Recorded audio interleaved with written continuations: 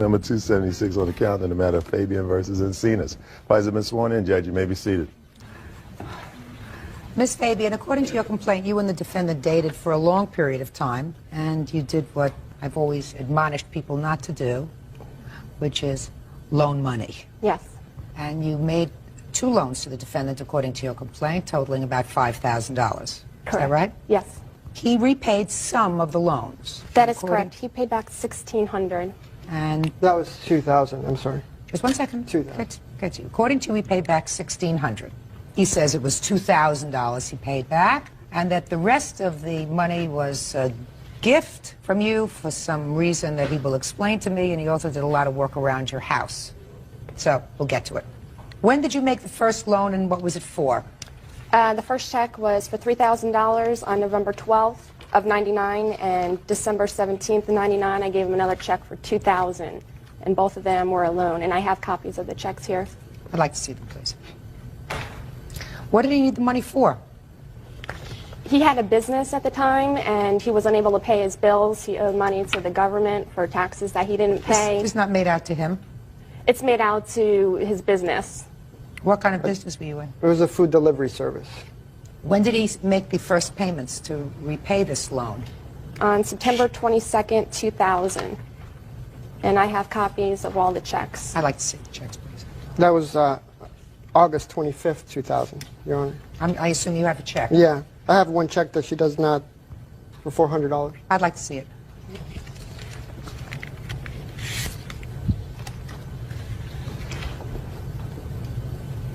And the money I did receive from him, I had a difficult time getting. I had to keep calling him up. Just a minute. I have a check here for $400 that you don't list. Would you show this to her?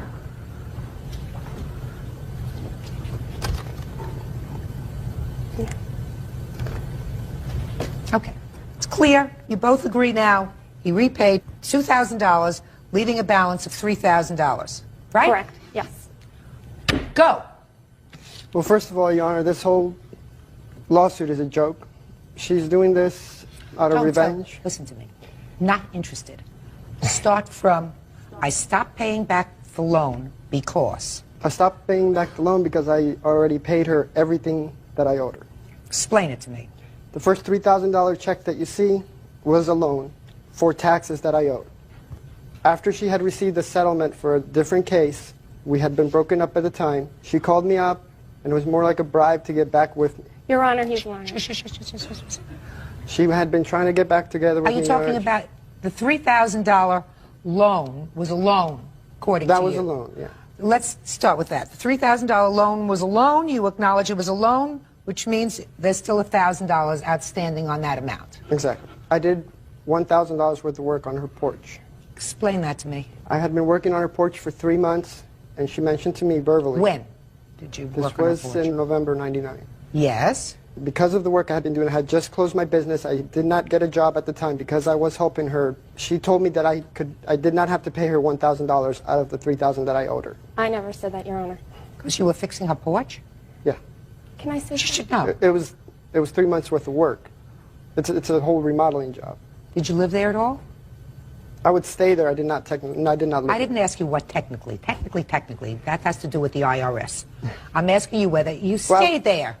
I would stay there once in a while. Yeah. Not once in a while. More often than once in a while. I would live there and at my parents' house. And at your parents' house, where you paid no rent. No, I paid rent there. Can I say So something, just Your Honor? in a second. Okay. I'm not finished with him yet. So you're staying at her house where you weren't paying rent, right? Using her telephone, lighting your reading by her electricity, and fixing her porch. Yeah, correct. And not working anywhere else. Correct. So you had no more. There was you had a no reason money. why I didn't work, Your Honor. And why is that? Because she wouldn't let me. Wouldn't let you? She wouldn't let me. Wouldn't let you. What did she threaten to do to you if you went to work? No, tell me. I'm curious. more like Don't laugh, please. I want to know what she threatened to do to you if you got a job. It was more like an emotional type of threat. You know what I mean? An emotional thing. Was she working? At the time, she was not. How was she supporting herself? Through a large sum of money she had received through a different So lawsuit. she wasn't working either. So the two of you were staying home playing house together? Basically. Basically. I was working, Your Honor. Of course you were. Your Okay. So you fixed the porch, and for that you want a $1,000 credit. Now tell me about the other $2,000 that she gave you 4 weeks later. After I was not working, I decided that I needed to get a job because the Christmas holidays were coming up. She told me that she did not want me to work. She had a problem with me hanging around friends. She wanted to keep me to herself in the house, hanging out with her. That's a lie. Just a minute. Go ahead. And out of stupidity, I know that now, I would go along with it. So? But I didn't realize this until I left. So she wanted you hanging around with her. I still haven't heard anything about $2,000. Oh, she told me that because I wanted to get a job, she was going to give me $2,000 in order to keep me from not working. And that was at a time that was when a you gift. had, just a second, and you just told me that your business folded in November. Correct. Right? So you had no more business. Correct.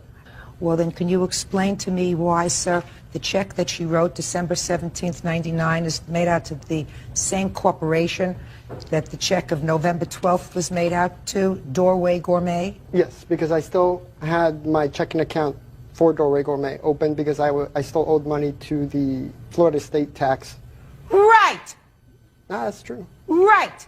So the money was not so that, according to you, it was Christmas time and you had to buy presents and that's why you had to go back to work. Stop shuffling, sir. Much smarter than you are. On your best day, you're not as smart as I am on my worst day. So let me recap what you just told me. You told me that she gave you the other $2,000 because it was coming up to Christmas time. You wanted to get a job because I assume you wanted to buy presents and things for your family. Correct. And so she said to you, don't go to work, I'm going to give you $2,000 so that you'll have spending money for Christmas.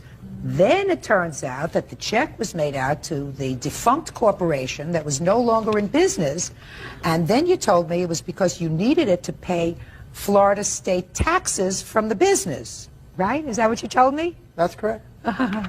Do those two stories they sort of go like this to you? That they don't make sense? Huh? You wanted to give the Florida State Tax Board a Christmas present? Is that what you're telling me? No, I wouldn't do No. that. Get a life. Real cases, real people. Judge Judy. Carrie Fabian says ex-boyfriend Mario Encinas refuses to repay a loan and refuses to turn over an intimate videotape. Okay. Can I say something, Your Honor? What? I I don't like stupid women. Stupid women give money away. You're right. I've learned. Okay. I've learned. Believe me. Okay. You know, if you're married to somebody, it's one thing. Even if you're married, you don't give money away. But if you got a boyfriend who can't keep a business straight enough to pay taxes from the business, you don't give him money.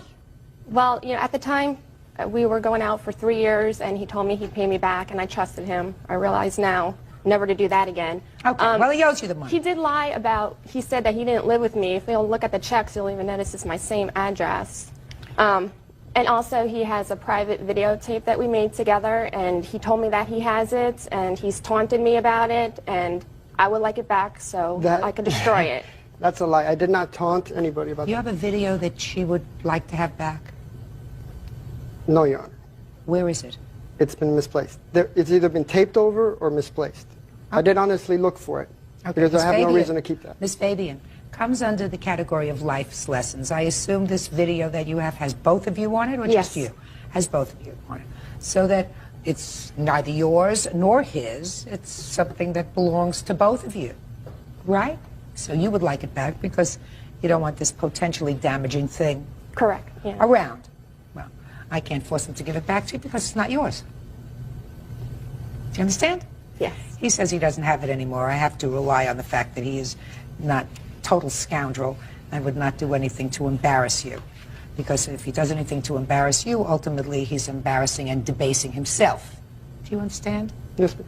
Judgment for the plaintiff in the amount of $3,000. Thank That's you, all. Your Honor. All are excused. You may step out. Judge Judy's seen the truth, and she's seen through his lies.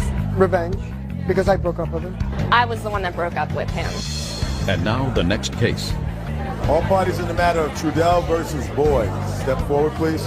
38-year-old salesperson Lori Trudell is suing her ex-roommate, 45-year-old hairstylist Kathleen Boyd, for the return of her belongings.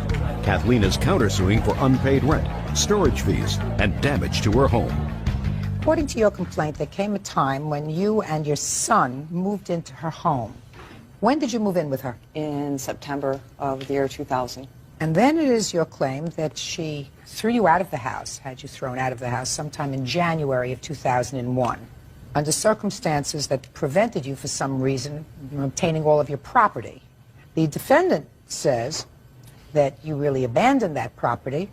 You did, in fact, show up at her house some 8.5 months later and loaded up a couple of truckloads of stuff. She wants to be reimbursed for rent that she says you never paid her, and for what she believes would be a fair storage fee for storing the stuff that she did, in fact, store over that 8.5-month period. Is that right? That's correct, Your Honor. Okay. You moved in September of 2000. Under what circumstances did you leave in January of 2001? She had me removed by 2 undercover police officers, and 5 days later I was given an order of protection saying I could not go back to her home. Excuse me, Your Honor? Yes. She was removed by the sheriff's detectives because she had used my car to commit 2 felonies. When was that? On December 8th, she took my car and drove to the home of an ex-boyfriend of hers and broke in. How do you know that? She told me she was going to do it because he had money, and she owed me money for rent, and she was going to try to pay me with money that he had stored in a beer ball. How do you know she did, in fact, commit that burglary? When I got up in the morning, my car was gone. I said to myself, oh no, Lori never got up that and took off with my car before in the morning. Sure enough, she showed up and she was dragging bags full of money, change. Change? And did you have a discussion with her about the change? She said she was going to take it to the bank and cash it in. Now, did there come a time that the police came to your house? Yes, on January 11th.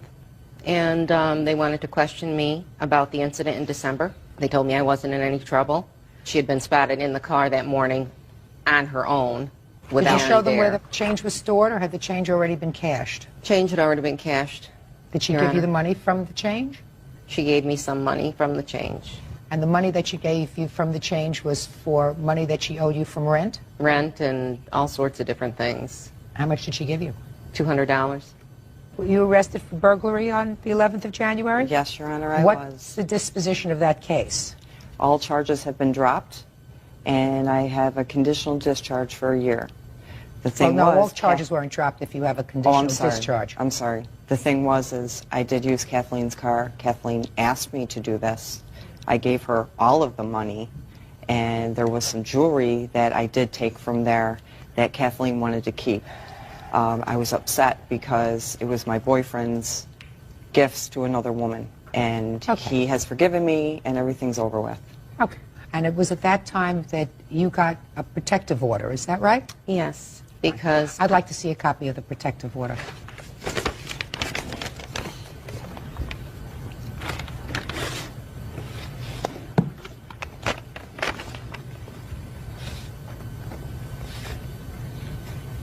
This protective order doesn't say anything about you being able to leave your property at her house for 8.5 months. Oh, I realize that, Your Honor. Okay, I tried I'm for just telling weeks. I tried for months for a third party to get a hold of her to get my belongings, and she would not allow it. This is my brother-in-law-to-be, Patrick O'Hearn. He called her. He wrote her letters. She said yes, he could go get my belongings, and then she changed her mind. She would call him day and night. she's lying. Let's step up your Blatant side. lying. Just a second.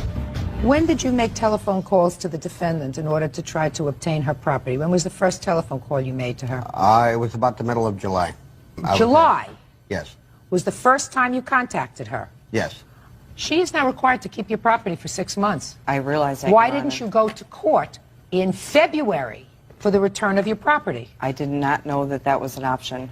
Your Honor. When I was given the order of protection, the judge's secretary said, Lori, as soon as you get a place to live, Kathleen will give you your belongings and she will keep them safe. Your Honor. The judge's secretary, Rita, told you, don't worry, as soon as you find a place to live, she'll give you back your property. When they issued the order of protection. That's not an agreement with the defendant. When did you finally find a place to live? I was in a shelter for about 2 months. Yes. April, beginning of April. Well, That's what when effort his did brother you... was trying to make phone calls with her.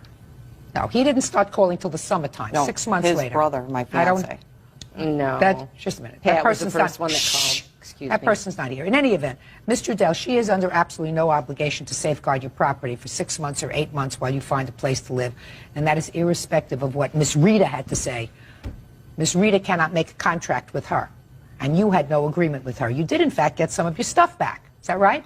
Mostly ruined. Yes, Your Honor. Well, she is not responsible for storing your property. If you had an order of protection that was issued, then what you do is, the very next day, you go into small claims court and you sue her for the property. But you don't wait 9 months to do that. I wanted to wait, Your Honor, until this case was closed, and the judge told me I could go get my belongings. You mean until the burglary case was closed? That may be, but she is not a party to that. Now I'll see understand what that. piece of paper. You may have a piece of paper that sheds some Yes, additional light on I it. did have her served by the Sheriff's Department. Can I see the paper?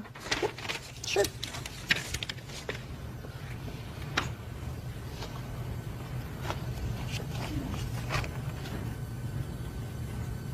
Well, she wrote you this letter, and it was notarized in March, and it was served on you, and she tells you to come and get your stuff. Yes, Your Honor.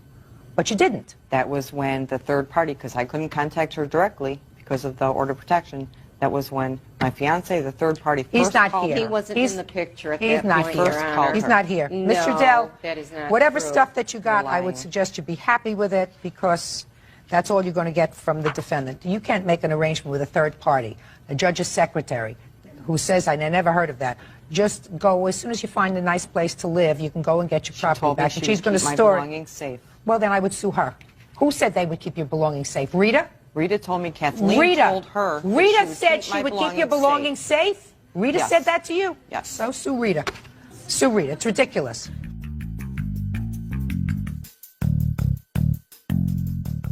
Now I'm going to get to your claim of rent, storage fees, and damage to the home, Ms. Boyd. And let me explain to you why you're going to get nothing. Because based upon your own testimony, you were in receipt of stolen property. Based on your testimony, you knew where she got this change from. You knew she had stolen it from somebody else's home. And I'm quite frankly astonished that the police didn't pursue that matter. But that's up to the police. In any event, you got whatever money you're going to get. Goodbye. On the matter of Brody versus K-Nix Connect. Parties have been sworn in. Judge, you may be seated. Ladies, have seats, please. Mr. Brody, you went over to a friend's house to visit. You pulled your car into your friend's driveway, right? That's correct. The defendant also lives in the house. She arrived sometime later. It is your claim that she pulled her car right up to the bumper of your car, gave it a little bit of a nudge. Nudge? Nudge? No. Nudge. Thank you. Nudge is what I am. No. No, nudge is what you are. Nudge. And she damaged the back end of your car. Yeah, the rear bumper. The rear bumper of your car. You wanted to pay the damage. When did this happen?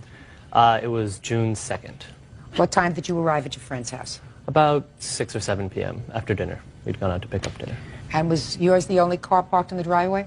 When I parked the car, yes, it was. When did you see any damage to the car? We came outside about 11 o'clock. What happened is that she had come home while we were inside, obviously. And we went outside, the witness and I, and one of the roommates who had her keys.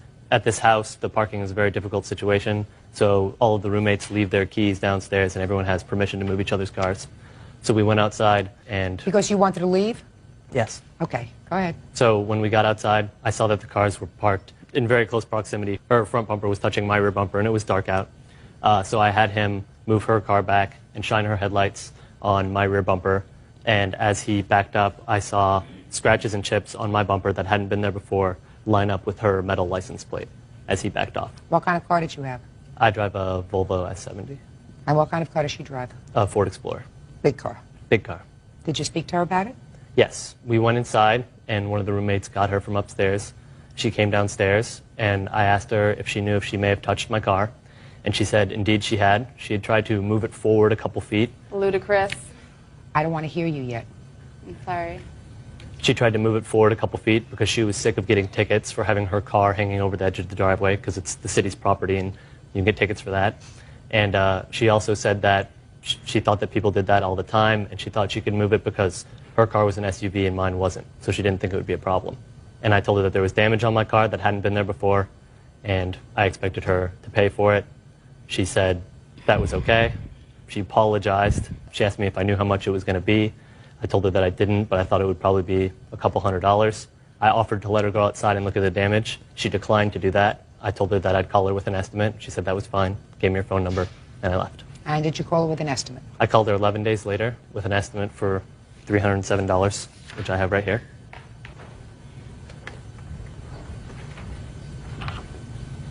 Why didn't you go outside and look at the car? First of all, he had never No, asked... just a second. I asked you a question. My question to you is, why didn't you go outside to look at the car? Well, there's a problem with that statement, and that is that he never asked me to go out and look at the car. Did he tell you that he believed that your car had caused damage to his? No, all that he said was that, you know, I noticed the cars very close. If there should be a problem, can I give you a call? And I said, absolutely. Here's my phone number. I knew that there wasn't any damage done because I knew I hadn't hit his car. I expected to hear from him if there was a problem. 1 day, 2 day, 3 day, 5 days later, no call. I assumed there was nothing wrong and that I was indeed correct, that I hadn't damaged his car. All of a sudden, That doesn't 2 weeks answer my later- question. Clearly, when he came inside and spoke to you, you had some indication that he believed that there might be some damage to the car. Clearly, because you just told me you waited 1 day, 2 days, 3 days, 4 days, 5 days. So an intelligent person would say, well, let's go outside with some flashlights and take a look at it right now and see if, in fact, there was any damage. So I'm going to repeat my question. Why didn't you, at that point, go outside and take a look at the car? Because he didn't say there was any risk of damage, and so I didn't think So there you was just anything gave to me look your at. phone number because you thought he wanted your phone number? Well, you know, he is kind of cute. You never know. Maybe we can go on a date. I'm kidding. Anyway. I'm not. Judgment for the plaintiff in the amount of $307. That's all. Ooh, parties are excused. You may step out. Well, I'd just like to give a shout out to my E-Town girls, all my UMich girls, 6 Bart, and K13 family. Mwah. Well, I think Judge Judy's big line is beauty fades, but dumb is forever. And as soon as her beauty fades, I think she'll just be dumb forever. And now the next case. All parties on Hugin Merrill versus Leyugan. Step forward. 46-year-old nurse Michelle Morel and her daughter, 16-year-old Jessica Hugin, are suing Jessica's former friend, 18-year-old student Ann Leyugan, for keying her car at school. What is your name? Michelle Merle. How are you related to her? I'm her mother. And this was your car that was involved? It's her car, but I'm the registered owner of it. But it's Okay, her that's car. why you're here. Yes. Okay, but you had nothing to do with this case. You didn't see anything. You weren't there. No. Good. Have a seat. According to your complaint, the defendant used to be a friend of yours. She's no longer a friend of yours. You started dating a boy that used to be her boyfriend. Yes. Is that right? That's correct. And according to you, that's when the trouble started between the two of you, and the defendant keyed your car. And this was at the school parking lot. Yes. So tell me what happened on that date. I went to the school to pick up a friend, and she had decided to go with someone else, and so I was getting ready to leave, and I saw Ann's car at the end of the parking lot, and I did not want another incident like the first one that had happened, and so I turned around and went back to the school, and I got out of my car, and I saw Ann following me into the school, and so I just kept walking, and she's behind me saying that I'm going to knock your teeth out, and so I just kept walking into the school. And I went into the office, and I saw Ann and her sister walk by the office, look at me, and then they turned back around and went outside of the school. I was on the phone with my mom at that time, and then I went to the windows, and I had saw Ann and her sister walk by the driver's side of my car, and then that's it. That's what you saw? Yeah. There came a time when you went back outside to your car? When my mom and her friend had shown up at the school. So you waited inside until they came? Yeah. And the reason you called your mother was to sort of escort you out of the school? Yeah.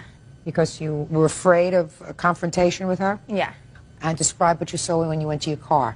My mom's friend actually had noticed the side of the car. Don't tell me what anybody else noticed. Tell me what you saw. I saw that the whole entire side of my driver's side had been keyed, from the front of the car to the end of the car. Real cases, real people. Judge Judy. 16-year-old Jessica Hugin says former friend, 18-year-old Ann Leyugan, keyed her car and is denying the charge. Let me see the photographs, which I'm sure you have.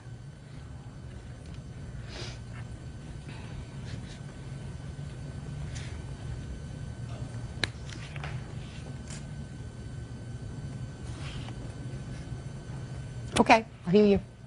I just know that I picked up my sister once after I had my baby. My baby was maybe, I think, 2 weeks old. I went there to pick up my sister. She was with my former teacher, and Josh, my fiance, was on his way with my son. He's a witness to what happened, and me and my sister, we just went back into the school to show my former teacher the baby. I walked back over to Josh's car and I left, and I never even keyed her car. She doesn't even go to school there. She goes to an alternative school, and I would never key her car. I didn't even know what she drove. When I stopped being friends with her, she was only 15 years old. Do you have any witnesses who were there? Yeah, my fiance. Step up. Tell me your last name. Caps, Joshua Caps. You are the father of her child? Yes, I am. What time did you arrive at the school that day? No later than after Ann showed up. She was outside, and I saw her sister talking to her former teacher. Approximately what time? Like 2:36. So before you arrived, you don't know what she was doing? No. So she was there alone with her sister? Yeah, and Mrs., which was the teacher. Outside when you saw her? Yeah. And after you saw her, you showed Mrs. the baby? Ann and her sister came up to me right when I parked in the parking lot. They told me that they were going to run inside and show Mrs. her son, and they went inside and came right back out. When you arrived, the girls had already parked their car? Yeah. And was standing outside the school? Yes. She came up to you in the parking lot? Ann and her sister did, yes. Took the baby and went back inside? Yes. Then came outside? Mm-hmm. Did you wait for her? Yeah. Did she leave with you or with her sister? She took her car, and she took her sister. She was there to pick up her sister, and I followed them. So she drove alone to the school if she was there to pick up her sister? Yeah. Why do you think that she would make up this story about seeing you going over near her car? Because she's mad because I just stopped being friends with her. And yeah, but her car got keyed. There was a lot of people at that school that didn't like her, which is why she decided to drop out of that school and go to the alternative, because she didn't get along with a lot of people. She wasn't there that long. She wasn't at school that long that day. I don't know how long she was there. Well, she didn't go to school there. She wasn't there for the whole day. Well, I went to pick up my sister. Talking about her. Step up, please. Did you see the car that morning? Yes, I saw the car the whole day until Jessie went to school to pick up her friend. When you say you saw the car the whole day, she left from your house to go to the school to pick up her friend? Yes, and that's about maybe 3 miles, 4 at the most. But you had seen the car? Yes. No question in your mind? No question in my mind whatsoever. There was no damage to the car when she left? No. Your Honor? Yes. I'm not sure if this is the time to bring this up. We also, you were talking about Jessica being afraid, and that's why she went back in the school. We have an anti-harassment order against Ann for protection, and I have a copy of that if you want to see that. This is the one that Your we Honor, have filed, I also have, since she's gotten her restraining order, she has been in my work asking for my new address, and I have affidavits of people that I work with. And this is the court copy that was actually granted. And Jessica had a baby on the 21st of June and was in the hospital for, she was released on Saturday. And then she was home, so I'm not sure. I have affidavits of two. I don't read affidavits. What? I don't read affidavits. Okay, well, I have them. Okay, whether you have them or not, I hear witnesses. You attended a court hearing? Yes, we did, Your Honor. Was there a full hearing? Yes. There was testimony taken. Yes. Is that right? And after the testimony is taken, there was a protective order issued. Is that right? Yes. Do you have a lawyer? I work full-time, and I'm a full-time college student, and I had to pay my rent. I can't afford a lawyer. Mm-hmm. Okay. Well, the court made specific findings after a hearing. The testimony with regard to the application for the protective order dealt with 2 incidents. First incident, which we have not gone into today, which involves a stalking, threatening kind of incident, and then the second incident was afterwards, which involved the school. The court heard the testimony of all witnesses. How many witnesses were there aside from both of you? Any other witnesses? Him, my fiance, my mom, and my sister. The court found that the current contact between the parties was initiated by the respondent only, that's you, that the respondent's course of conduct appears to be designed to alarm, annoy, and harass the petitioner, that was her. Contact by the respondent with the petitioner or the petitioner's family has not been limited in any manner by previous court order, which means there was no prior restraining order. And the court ordered you to remain from making any attempts to contact her, going within 2 city blocks of her residence or workplace. She doesn't work. Well, evidently the court didn't believe your fiancé or your sister. Judge Judy continues in a moment. I have to make a determination based upon the testimony that I've heard today, and the testimony that I've heard today that I find most credible is that you keyed her car. Can I please see an estimate of the damage? Your Honor, I also brought an estimate for a rental car. It's the only car that we have, and at the top of the I'm not estimate... taking into consideration your rental car. Okay. What year car is this? A 93 Pontiac Grand Am. 93 car can be painted for less than $2,218. You can find a paint job for less money than that for an 8-year-old car. I suggest you do that. Okay. Bird, I'm not really good at this. How much can you get a nice paint job for? I really couldn't say, Judge. Depends on what kind of paint job and depends on who you get to do it. Can you get a nice paint job for $800? Your Honor, excuse me. I don't mean to interrupt. I have another estimate here. I didn't hand both of them. I've got 2 different ones. A little more reasonable. Well, now you're talking a little bit better, $1,450. Depends on how far it was keyed, Judge. Keyed the whole side. $1,450 sounds much more reasonable to me. Yeah. I have those 2 estimates. You should have handed me both. Judgment for the plaintiff for the amount of $1,400. That's all. Thank you. Parties are excused. You may step out. He slept with my ex-boyfriend. I hope that Ann will just leave everything in how it is. He doesn't say that that's his kid. I'm just glad it's over, and I hope Ann will put this to rest and leave us alone. She just doesn't even know who the father of her child is. Get my car fixed, that's all I want. I think that there's a lot of girls at Mount Spokane that hate her guts, and anybody could have done it. If someone's going to follow me into the school, more than likely, she did it. And now the next case. All parties in the matter of Yim versus Barbara. Step forward, please. 30-year-old clothing marketer O'Larry Yim is suing her ex-boyfriend, 41-year-old Patrick Barber, for the return of a computer. Patrick is countersuing for a separate computer. Miss Yim, according to your complaint, you and the defendant were friends. Sometime in December of 1999, you purchased a computer. You already had a computer, but you bought a new one, a very expensive one. You say that since you didn't need both computers, you allowed the defendant to borrow it, and he had it in his possession for a considerable period of time. Sometime in the summer of 2000, you decided you wanted your computer back. Is that right so far? Correct. The defendant said, I thought it was a gift to me because I had done some work for her when she was on this trip to Cambodia, right? See how I read your papers? Absolutely. So what I said to you is, I've already put a lot of my software in the computer. Let me buy you another one. And he bought another one, a laptop, which he gave you. Correct. And on what date did he give you the other computer? I would say approximately July of 2000. July of 2000.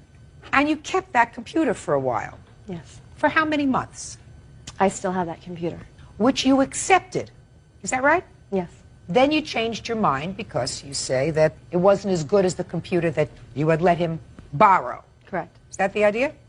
Is that this case? More or less. So now you want the value or the return of your more expensive computer. Yes. Wrong.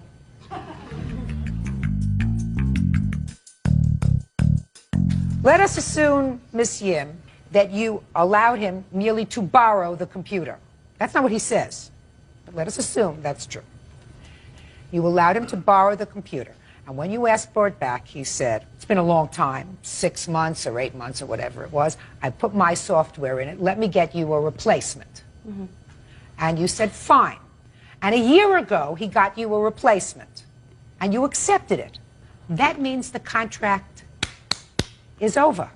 You took the replacement. You kept it. You've had it for almost a year. And the fact that you don't like it anymore doesn't mean that you can go back and get the original one from 1999. Do you understand? I do. Good, perfect. Case dismissed. Oh. Parties are excused. You may step out. It's colossal. Parties have been sworn in, Judge. You may be seated. Sir, have a seat. Ms. Wishner, your claim is that the defendant assaulted you in a bar. You claim that she assaulted you both inside of the bar and outside of the bar later in the parking lot.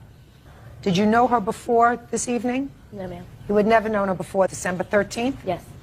Never spoken to her before? Never. Okay. So why don't you tell me about at least your version of what happened that evening? Several friends of mine, we all decided that we would meet at a local bar, then go bowling, and then go back to the bar afterwards. So we all met, and that's where I was introduced to Marlena by a friend of mine. Who's Marlena? That's you. Ms. Collazo. Yes. And we then went bowling. Who went bowling? Mike, myself, two friends, Marlena. So she went bowling with you? Yes. Okay. I never really carried on a conversation with her because I didn't know her.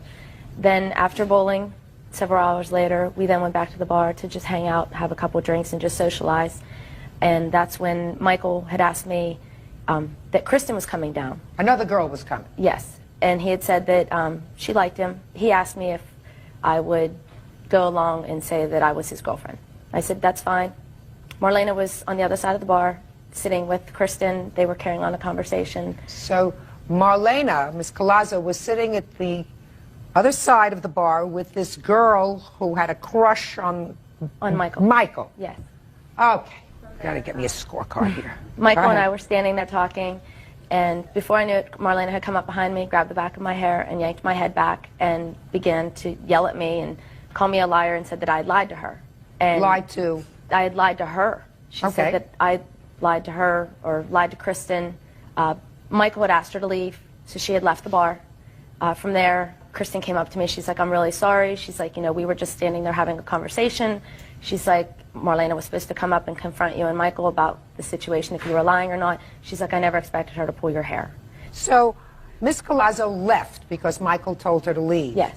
And she left the bar? Mm-hmm. I wanted to know why she had pulled my hair. I went outside. I was standing there on the edge of the sidewalk. Her car door was open. She was getting into the car whenever I had asked her why she'd pulled my hair. How far away from you was she when you asked her that question? I don't know. Point to something in this room. She was probably like where the flag is behind you, the navy blue flag on the right-hand side. Okay, so pretty far away. There was a pretty good distance between us. Okay. I didn't leave the sidewalk. I stood there and figured that I would carry on the conversation. So you shouted to her, why did you pull my hair?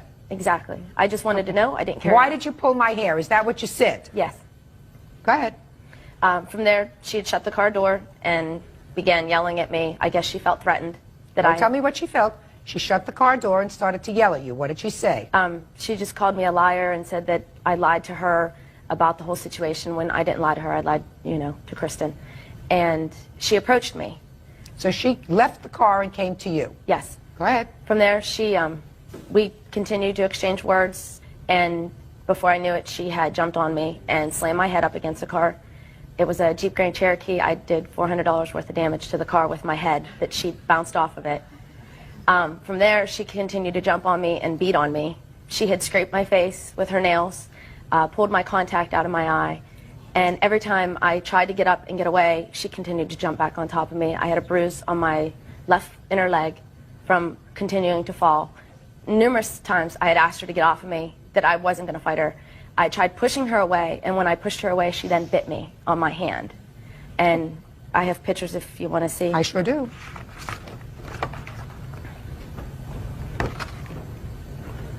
She had bit me on my left hand in between my thumb and my pointer finger.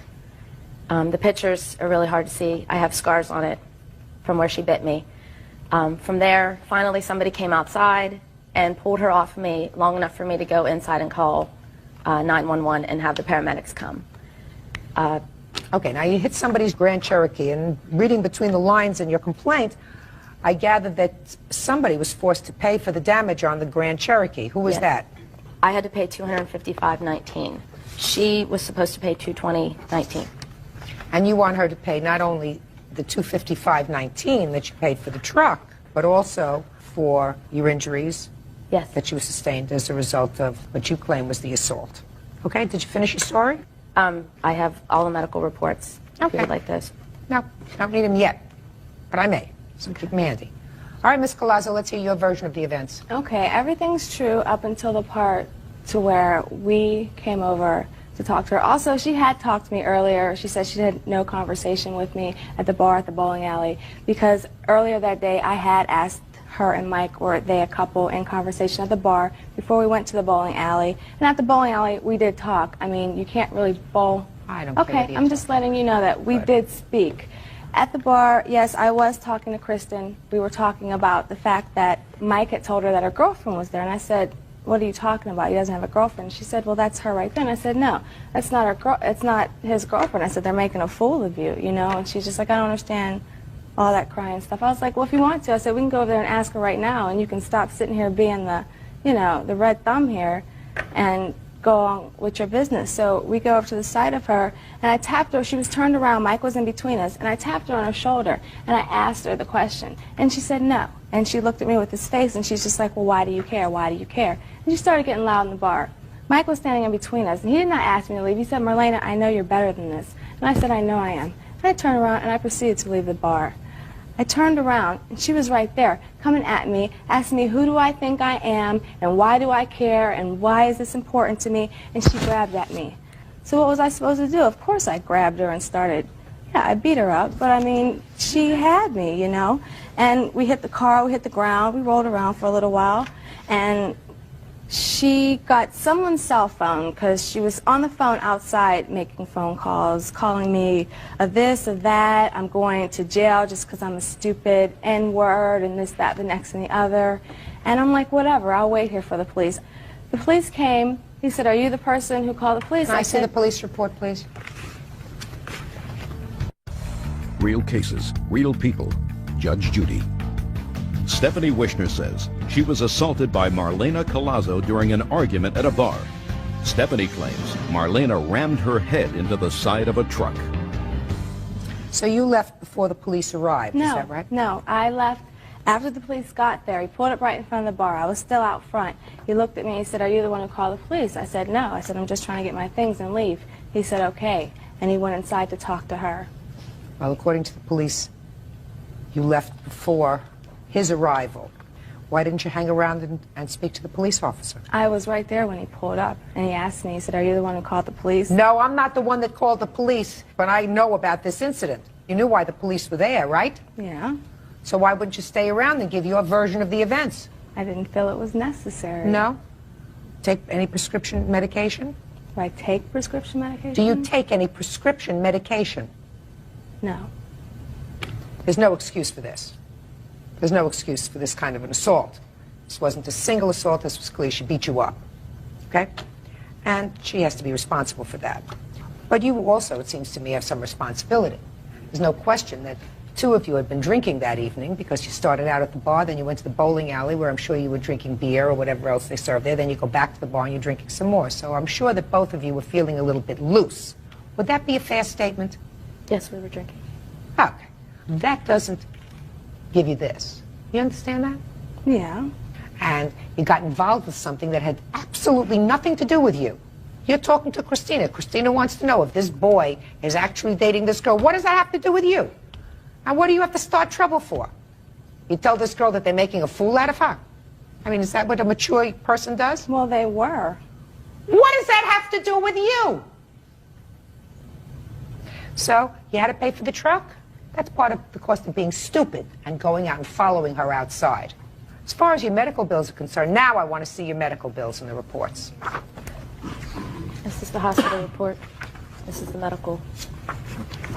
You didn't see the doctor, I assume, Ms. Collazo, because you went home before you even That's spoke to the police. Is that right? That's it? Yes. I went home and I went to bed. Went home and went to bed. Did you go to work the next day? Yes, I did. So I assume you weren't injured. Not to the point where I felt I needed medical attention. Well, tell me how you were injured at any point. Okay, I had scratches all over my neck. Did you have any photographs of that? Did I know I was going to court? No. Did you? If you had hung around Ms. Collazo and spoken to the police, maybe you would have known. Nothing more unseemly than women who drink. Medical bills total $1,160. Can I speak right now? Mm-hmm. We had a criminal case. She already tried to get me for harassment, but the judge in Pittsburgh dropped the charges.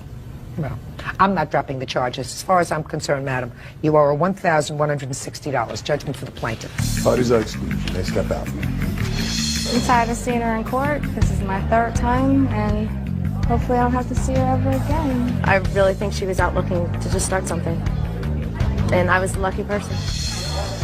And now the next case. All parties in the matter of Passariello versus Stillwell. Step forward, please. Kalia and Vito Passariello are suing DJ company owners Jennifer and Eric Stillwell for ruining their wedding video. The Stillwells say the video was free. Mr. and Mrs. Passariello, you were getting married, and you hired the defendants as DJs for the wedding. Is that right? Correct. And how many hours was the reception? We had hired them to play for 3 hours. What did your contract provide for? $210. Not a lot of money for 3 hours, right? Average where we live. Okay. How did you find them? Did you find them through an advertisement, or did somebody recommend them? In the phone book, an advertisement in the phone book. Okay. Had you asked for any recommendations? We only had 2 months to plan our wedding, and in their advertisement, it says that they do a videotaping for free, and since we were in a hurry, we decided to go with them because we also wanted the videotape, so we chose Let them. me see the ad, please. We actually have two. Just a second. So $210 was for the DJ. How many people? One DJ or two? They told me that there would be one DJ, but there would be someone there helping him. And was there? There were 2 other people there with him. Okay. So that's a pretty reasonable. Right. So you're not complaining. Your lawsuit doesn't complain about the DJ services. Your lawsuit says that they were to provide you your event videotaped free. Correct. That's what the ad says. Right. But not the DJ services. The DJ services you paid for. Right. The video was free. And what you're complaining about is the quality of the videotape. Right. Right? And there was some of the service. Well, you never like everything that a DJ does, Ms. Passariello. They lost our first dance song, and they also asked me to make up a song list, and the song list was not played. And we had picked out special music for the cake cutting, and it was not played either. Ms. Passariello, listen to me very carefully. I have made a lot of weddings. Never is perfect. Did you fire them? Well, I couldn't send them home and have no entertainment. Of course not. So you kept them for the 3 hours. Right. Fine. So you got your service provided for, because what you're suing them for is not $210. You're suing them for $2,110. You're suing them for 10 times as much as you paid, because you say they spoiled your day because of the video. It wasn't just that the day was spoiled. My husband is from New York, and his family was not able to attend, and we were counting on this video to include them so they could see, and it's so embarrassing. We cannot. Then you should have hired somebody who was a professional videoer.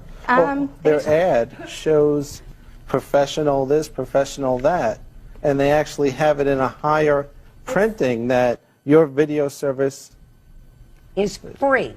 Yes, but they're Mr. Passariello, it's ludicrous to believe that you actually thought that you were going to get both a professional DJ and a helper for 3 hours, plus a professional video, all for the bargain price of $210. That's average where we live. It's not low. It's very average. So what you're telling me is you can get a professional DJ and a professional video. I don't know about a professional video. You're not following what I'm saying, madam. It's ludicrous to believe that you could possibly expect a professional DJ plus a professional video. They agreed to provide a video. They provided you a video, madam. You may not like the video. Can I show you the video? No, I'm not interested. It's awful. Just a second. You should have hired a professional photographer if you wanted a professional video. How is somebody going to do a DJ, pay attention, professionally, as well as videotape an event to your liking, right? You want 2 professionals for $210. They had 3 people at the event, 1 person to DJ and the other 2. One of the men was standing there with the camera. Now, we're not saying a professional job. We're saying at least an average job. This is out of the below 3 hours. Where do you get standards? Out of 3 Just a minute, hours where do that you we get hired standards for a free service? that it's supposed to be average, I'm below sure average, it's above probably average? rounded into the price somewhere. Did you I mean, call it for a can't be Hey, free. Miss Paciarello, I hear a lot of people complaining about wedding events afterwards. Sometimes I rule in their favor. When they hire a photographer and the photographer's pictures are so outrageous, and you've hired a professional photographer, they are successful. But you did not hire a professional photographer. You hired a professional DJ who was giving agreed you to as a provide service, as a free service, a video. I'm going to ask you only one other question. Did you contact, in the course of the 2 months preparation for your wedding, a photographer? No, his father took all the pictures for our wedding. So the answer is you did not contact a photographer. We didn't need to. No. Good. Oh, So I hope, we I hope saw- you have good pictures. Listen, stop making a mountain out of a No, molehill. can you view the tape, please? I'm not interested in the tape, madam. There are pictures on the tape. Is that right? It's a video. You can't see it. It's so dark you can't see it. And when we're cutting the cake, the speaker for this system, they set their service up right in front of our cake table, and you cannot even see Vito except for the waist down. You hired a DJ. But they You got a agreed to free- provide another service. They provided another service. No, they they gave didn't. you a video. And the fact that, Miss Paciarello, you're not going to get a dime. Understand that. You hired a DJ for $200 for 3 hours. Did you play 3 hours or more? We played Play four. Because they felt bad because they broke our first dance tape. Fine. Well, that's just a second. That's a very nice thing. So they played I for told him 4 to leave. hours. They played for 4 hours. But I 200 told him to leave. No. Yes, we did. He asked us several times if we wanted him to stay for a half an hour for 35 or a full hour for 70, and I told him no, because there was only like Just a 30 second. people left. Just a second. So are you telling me they didn't stay for 4 hours? They did, but I didn't tell him to. I told ask him he could Miss leave. Paciarello, get this straight. They played at your wedding for 4 hours for $200.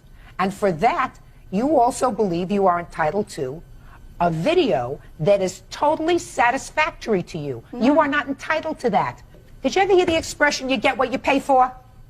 Did you ever hear the No, expression? don't ask me any "Nothing's questions. free"? That's right. Downs versus Nagel Barnett. Thank you. You're welcome. Parties have been sworn in, Judge. You may be seated.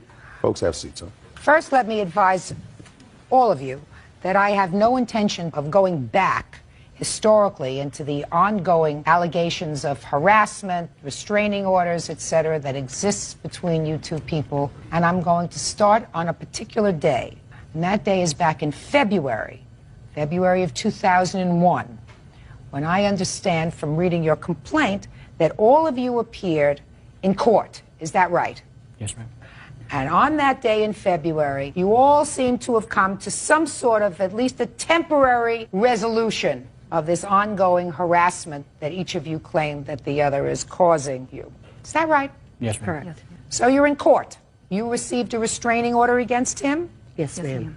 Did you have a restraining order at that time against them? No, ma'am. No. Okay. Everybody's shaking hands saying, we hope this whole thing will go away. And then you exit the courthouse. Is that right? No, I didn't know, ma'am. I did not leave the courthouse yet. Your car was parked in the parking lot. Yes, ma'am. And according to you, you saw the defendant's sons doing something to your car. No, ma'am, I did not see him until after I was told that they were doing damage to my car. Who saw it? My son. Step up here. Tell me your name. Michael.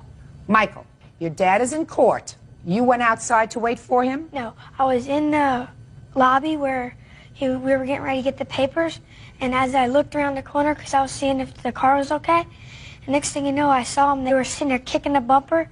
Who was?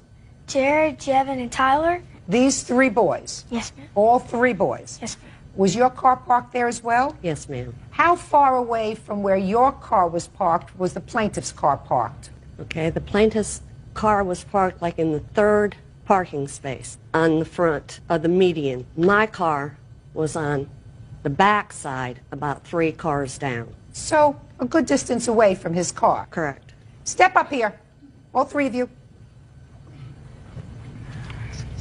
Names? Jared Barnett. Tyler Nagel. Jevin Barnett. Now, I've read the answer here, and the answer says that you guys were just playing around air karate kicking. Is that right? Yes, ma'am. Hmm? Yes, ma'am. Yes, ma'am. Why were you air karate kicking around his car? Because we were mad because she got away with throwing a softball at my friend Tyler. So you were mad? Yes, ma'am. And you left court and you went out and found his car. Is that right? Yes, ma'am. And he says you damaged the car. I didn't. You didn't. What about you? I wasn't even near it. Where were you? About 5 feet away from me. You were 5 feet away. You were there. Yes, ma'am. Were you air karate kicking the car too? Yes, ma'am. Did you know that they were doing that? No. You have photographs of the car? Yes, ma'am.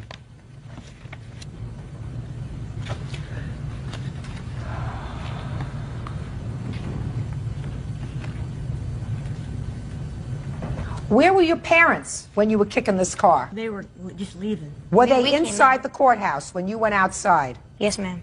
You went outside first. Yes, ma'am. We were going to the car. Hmm? We were going to our car. Which car? I was going to my car. But you weren't going to your car. Yes, I was.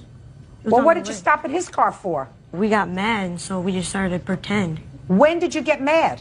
Between the courthouse door and the time you got to his car, tell me approximately when you got mad. I was mad inside the courthouse? Yes, ma'am. So you didn't just get mad, you were mad before you left the courthouse. Yes, ma'am. And what about you? Were you mad or you just following? I was mad too, ma'am. What were you mad at? For him getting away. Getting away with doing what? Throwing the softball at me, ma'am. And is that what this case was about that you were in court about? Yes, ma'am. Were you hurt when the softball hit you? Yes, ma'am. Where did the softball hit you? On my bottom lower lip on the left. Mm-hmm. And I've got a scar. And what happened? Did the judge dismiss that case? Yes. So your sons were angry? Yes. You subsequently got a restraining order against them in I had, March. yes. Mm-hmm. So that then there are now mutual restraining orders. Yes, ma'am. Correct. Okay. Yeah. My attorney's paralegal. I have an affidavit from her saying that she was there Oh, and no, seen no, it. no, no, no, no, no. I only take witnesses, not affidavits. Well, she could not be here today because she was at a case with my attorney. That's not my problem. That's your problem. I don't take affidavits. But I believe your son, and I don't believe the fact that they were angry and they just went outside and air karate kicked it, and as a result of something else, your car got damaged. The car looks like a relatively new car. Is it a new car? Yes, ma'am. It's a 2000 Buick Regal. Yeah. And you get absolutely no satisfaction air karate kicking a car. You get satisfaction when you actually kick it. Right, Bird? That's right. That's right. Real cases, real people. Judge Judy. Anthony Downs says 11-year-old Tyler Nagel, 11-year-old Jared Barnett, and 13-year-old Jevin Barnett vandalized his car. The children deny the charge. So how much did it cost you to fix the car, sir? I have a lot of different bills here. Is it $500? Or That was what we had to pay at the end. Yes, ma'am. was your deductible? Yes, ma'am. Okay, that's what I thought. Okay, so now we come to March 8th. You have a counterclaim. Your counterclaim says that he violated the restraining order, and that's the only thing that I'm going to hear. Somebody want to tell me about it? We do not deny that the boys were in a place where they should not have been, but we are denying all the allegations. Good, and I find that they kicked his car. I find that based upon several things. Quiet and listen. Okay. I don't believe them that they never came into contact with the car with their shoes or their feet. I believe that they were angry because little brother over here got hit with a ball. They felt it was his fault. Judge dismissed the case. They went outside, and little boys don't get any satisfaction air karateing a car. They get satisfaction if they actually come into contact with the car. And unless the air karate kick fairy did this damage to the car, somebody did it. So I find that they did it. Now let's move to your counterclaim, madam, which is the only thing I'm going to hear right now. Got a restraining order. You say that there was continual harassment after that. After we filed the restraining order. How are you related to this case? He's suing me too because those are my children. Which children? This one and this one. Okay, go ahead. Okay, I was coming home from picking up my son Jared from the roller rink, and I pushed the button to open up my garage door, and he was coming from the side of my yard, down my driveway, and in front of me. Yes. So I called her husband because my husband was gone, and he came over, and then we called the police. And what happened? They went over there and talked to him, and he said that he was in bed sleeping at the time, and that there was nothing we could do because there wasn't a third party involved. So you saw him walk from the side of your house? Yeah. What's Well, next? he was running, ma'am. Running.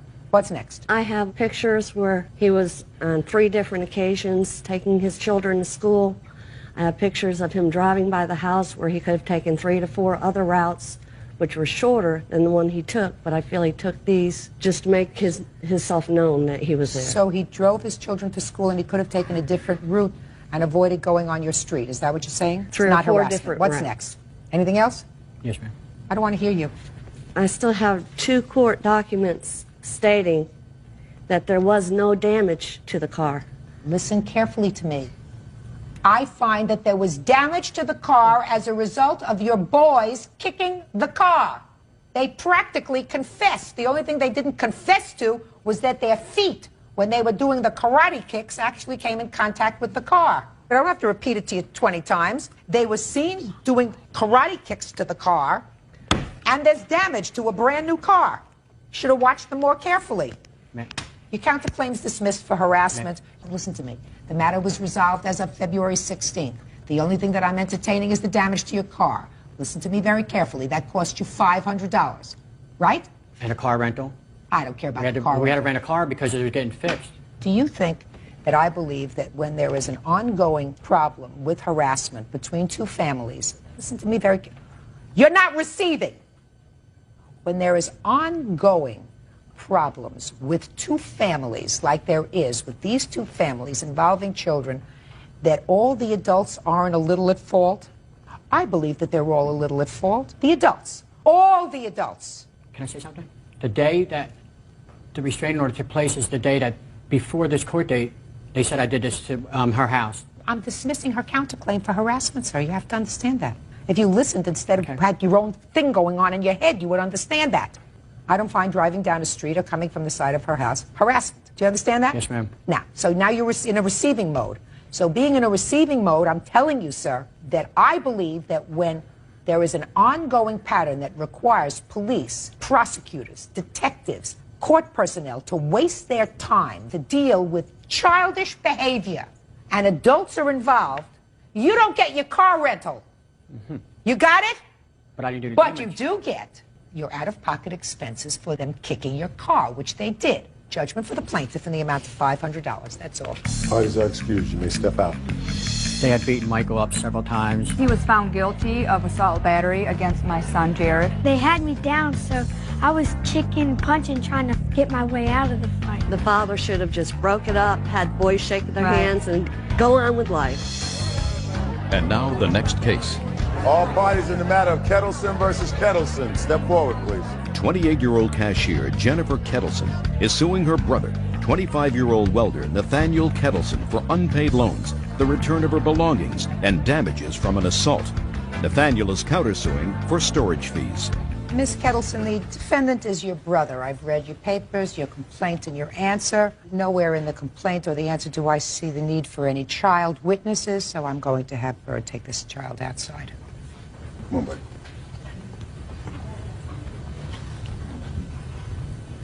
All right.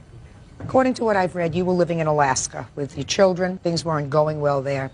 You spoke with your brother. Your brother offered to open his house to you if you wanted to relocate from Alaska to Montana, where he lived with his family. You sold some stuff, packed up the rest, and moved in with your brother. Things did not work out. You got into a major brouhaha with him, either a week or two later. According to you, he kicked you out of the house. Right. You want him to pay for the following: $500, which is what you say it cost you for a motel to stay with your family. $1,400, which is the amount that you say you had to borrow for airline tickets because someone else said that you could come to stay with them in New York. A couple of $1,000 for your aggravation. In addition, you claim that he had borrowed some money from you. That's correct. Several $100s, and he didn't pay you back all of the money. Right? Correct. Mr. Kettleson, your brother, has a counterclaim. His counterclaim is you left, and you left a whole bunch of your stuff there, and then he and his family were relocating. Because he was a nice guy, he took your stuff with him when he relocated, and the van wasn't big enough to hold his stuff, so he had to put his stuff in storage, and he wants you to pay for the storage for his stuff because he took better care of your stuff, right? That's correct. Are you all nuts or what? Ms. Kettleson, if you go and live with somebody, a member of your family, and things don't work out, you believe that there's a contract, and the contract existed between you and your brother to provide a home for you and your children, even if the situation became intolerable? And that's why you believe he's responsible for this $1,900 in expenses you had to move out of his house? Your Honor, he called me up and he said that we can come down and stay with him. And he seemed very, very polite about it and everything. And he had to convince me to come down. You're a big adult. Do you think if a living arrangement doesn't work out with a relative, you're entitled to further relocation expenses? Yes, I do. Wrong. I don't have to hear anymore. Forget it. That doesn't happen. And your aggravation as a result of that also doesn't happen. You take your chances. You move from Alaska, where you weren't doing well, to Montana in the hopes that you would do better. Didn't work out, so you moved on. That's not a lawsuit. That's called unfortunate. Your Honor, he said that he would be sending my stuff to me. I have a letter from him about that, and... Okay, so he has some of your belongings. Right. Fine, let's talk about the loans first. We'll talk about the belongings second. Loans, when did you lend him money? I lent him money on October 10th, or 18th. How much? $300. Is that right? That's correct. Did you pay her back? I paid $200 of that back. You have any proof of that? No. She says you paid back $150. Yes. Wasn't expecting it to go this far. Okay. What was the next loan? When was that? October 18th. What were the circumstances surrounding that loan? He brought his daughter over so I can watch her and while he went somewhere, and he asked me for $100. Is that right? I believe so, yes. Did you give her back that money? No, I did not. Fine. So you owe her $250. That's easy. What else? It says right here, I will get my taxes back in about 2 weeks. It should be enough to mail your stuff. What do you want me to do with the stuff that you left with Maurice? Don't worry, I am going to send all that you left there. What kind of stuff do you have? My computer, my belongings, my Don't take my belongings. Anything Your computer. and Okay, my computer, our baby books. There's no baby books. Yes, there is. My kids' clothes. I have a leather jacket in there. Picture frames, beanie babies, sleeping bags, all sorts of things. Okay. Did you send him any money to send you back that stuff? No, he was supposed to send it with the money that he owes me. Oh, that's fine.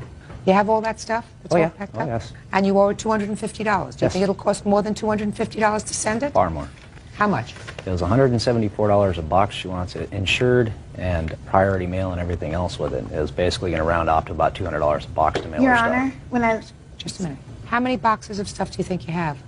2 boxes, about 3 feet by 3 feet by 3 feet, stuffed full. And how much do you think that that's going to cost? About $200 a box to mail it. So about $400. About $400 total to mail it. Do you want to spend that? No, I went to the post office in Montana and I asked them how much it is, and they said $50 for 70 pounds. Well, I'm not going to guess how much it is to mail all your stuff back. He's not responsible to you to mail all your stuff back. He said right here that he will. So he's not responsible. No, he's not responsible for paying for it. It's your stuff. You left it there. He owes me the money. He was Fine, you're not, Miss Kittleson. He owes you $250. What if it costs $500 to mail back your stuff? It doesn't. I went to the post office and it cost $50 for 70 pounds. I made sure that those 2 boxes were less than 70 pounds. How did you make sure of that? Because I know how much I brought down in those boxes. Miss Kittleson, you're going to have to make arrangements for payments. The stuff is all boxed. He's prepared to turn it over to you. You have to make arrangements to get it. That's your job. Do you understand? Yes, I do. Good. In the meantime, he's going to give you the $250 that he owes you, and that may help to defray some of your costs. He should also pay for the tickets, at least from Montana to New York. Oh, he's not paying for that at all. I just explained that to you. Okay, then the hotel and stuff. He's not paying for that either. He should have to, because it was his fault that I had to leave. He said, come on down here and stay with me. You can stay with me until you get settled. And then there was a fight. Yes. And it didn't work out. So you left. No. And evidently you left not under terrible circumstances. Oh, yes, it was. Well, he said the next day you were babysitting for his daughter. 2 days later. 2 days later, you were babysitting for his daughter, which is when you came in. Miss Kettleson, get over it. He doesn't pay for your airfare. He doesn't pay for your hotel. He pays you the money that he owes you, which is $250, and you make arrangements to get your stuff, which is boxed. Period. I have to pay $1,349 because for my airfare ticket from Montana to New York because of the way he was to me. No. Yes. No, Miss Kettleson. $1,349 she could have rented a place to live in Montana. Miss Kettleson, what if you decided to relocate to Paris? And the airfare to Paris is $5,000. You think you should pay $5,000? If that's the case. Bye. You count the suits likewise dismissed. It's nonsense. Parties are excused. You may step out. Miss Craig, it is your claim that the defendant assaulted you at a high school reunion. By the way, when was the reunion? November 22nd. 2000? Yes, Your Honor. How do you know her? She is my ex-husband's fiancée. Anthony is my husband. And you used to be married to her? That's my ex-wife. Okay, so this is not the fiancé. They are married? Yes. Did you know that? No, Your Honor. Well, they are married. Okay. Have you ever had any problems with her before? Well, prior to the incident, they had called CPS on me and fabricated lies about me. When had they called Child Protective Services? It was about 3 weeks to a month prior to that. What was the complaint? They were fabricating lies saying that I was a drug user and that domestic violence in my home. And the CPS had came to my house and my children's school and my work and everything, and they closed the case prior to my reunion. Does your ex-husband see the children? He sees the children on and off. He hasn't been seeing them lately for the past couple weeks. Okay, so that's the backdrop. Then you all go to the reunion. I assume you all went to high school together. Yes. And tell me what happened when you got to the reunion. I showed up at the reunion at approximately 9:30. I paid $75 just for myself to go. And I was walking around talking to my friends, and I was looking for this man in a blue and the black shirt. I remembered him from 10th grade. I wasn't sure of his name, but I was asking numerous people, where's this guy in the blue and the black shirt? Because I just wanted to dance and have a good time. Well, I walked outside on the patio to have a cigarette. I looked to my left, and I saw him sitting at a table. And I walked over to the table, and I said, oh, James, because we had name tags on. And he lit my cigarette. When I bent down to light my cigarette, I saw Maida out of the corner of my eye talking to two of her girlfriends. She appeared to be upset. Her girlfriends were huddling like over her, like she appeared to be upset. I just said to James, I said, would you like to dance when we go back in after having our cigarette? I'm really glad I came. I'm seeing a lot of people I haven't seen for a while, and that's about as far as I got. At this time, Maida approached me from the side. She got like this close to my face, and she says, did you even graduate? And she appeared to be, drinking, maybe intoxicated, I don't know, because the reunion started at 6. And I said, of course I did, Maida. And at that time, she pushed me down. I fell down. I was wearing a dress. I have a cut on my leg and injuries. I have photos. Just a second. She pushed you down how? She just pushed me down, physically pushed me down. I fell down and I cut my leg. When I proceeded to get up, I wore my hair down that night, and she had got my head into a firm like headlock, and there was big heating lamps there at the Mission Inn in Riverside, and she was trying to bang my head into one of those heating lamps. And at this time, because of the fabricated lies, I'm not going to lose. Shh, just a second. Don't tell me fabricated lies. Well, just tell me what happened. Well, due to the prior incidents of them calling CPS, I cannot even touch her, not even in self-defense. At this time, after she pushed me and I started to get back up, I placed my hands right here, like I'm not even going to touch you. I refused to touch her. Why? Is there an order of protection against you? No, I just refused to touch her. What do you mean? I don't understand. You said, due to the prior incident with CPS, I'm not allowed to touch her or go near her. Because of them calling CPS, I was afraid that they would lie and I would go to jail and I would lose my kids if I even defended myself one bit. So I did not even touch her, Your Honor, not once. My hands were behind my back the whole time.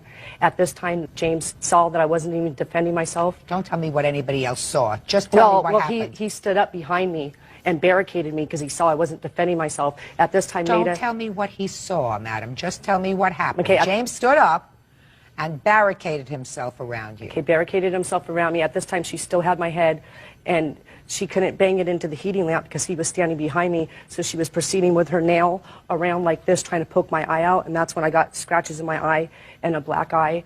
And at this time, the security guards came running out, and she released my head prior to them running out and screamed, Jennifer, quit hitting me, quit hitting me. She's a psychotic drug addict, and she's going to lose her kids to CPS in front of my whole reunion.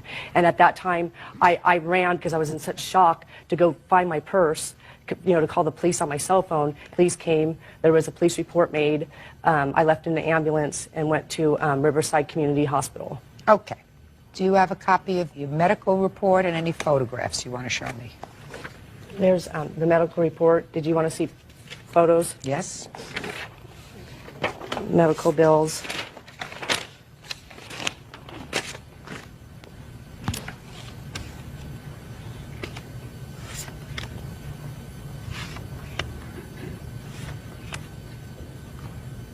What are you showing me in this picture with your hands together like this? That one, I was just showing that I had a bruise on my wrist from where I was holding my wrist, and also to show that I had all my nails on, because if I was fighting back in self-defense, I definitely would not have any nails on.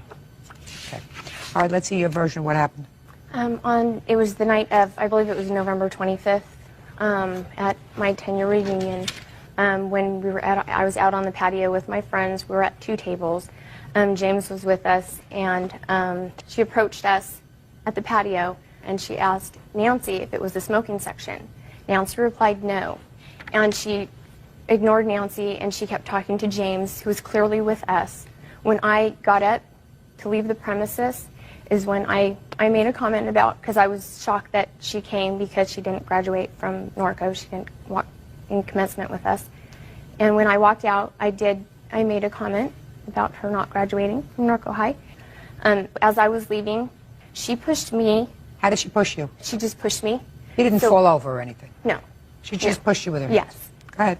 And so I've seen her assault other people, and I was scared, and so I reacted, and I grabbed her by her hair, and I held her against this pole so that I could secure myself. And when she was kicking is when I had to use my left leg to protect myself from her right leg. When Michelle went and got the security guards, that was when they split us both up. She was kicking and screaming, yelling, I assaulted her, which is when she called the police and took the ambulance. Real cases, real people. Judge Judy. Jennifer Craig says her ex-husband's new wife, Maida Kane, assaulted her at their high school reunion. Maida says Jennifer started the fight. Ms. Craig, did you in fact graduate from this school? No, I graduated from Buena Vista because I went to cosmetology school also. Just listen to me. You did not graduate from this school? No. So what were you doing there at a 10th year reunion? I went through Norco High through all my high school years except for my senior year, and I thought about it and I wanted to go. Did you know that they would be there? No, Your Honor, I did not know. Well, did you know that they graduated from that high school? I knew that she graduated from the high school, but I didn't know that she was attending the reunion. If I would have known... But you knew that she went to that high school? Right, and so did I. You're not listening. You knew that she went to that high school so that there was a chance that she would be there, right? Right. So it was really rather foolish of you to put yourself into that situation where there was clearly recent hostility with regard to the children and your former husband and his fiancée. I don't understand why you even put yourself in that situation. It's really kind of foolish to do that. You don't agree with that? Well, Your Honor, I wasn't sure whether they were going to be there or not. Even if you suspected. And I didn't want to miss my 10-year reunion. And I don't. It wasn't your reunion. Yes, it was, because I knew a lot of people there that I went to high school with. And I didn't want to miss my 10-year reunion, and I don't... You keep saying 10-year reunion. It wasn't your 10-year reunion. You didn't graduate from this high school. I could understand you wanting to see people that you went to school with.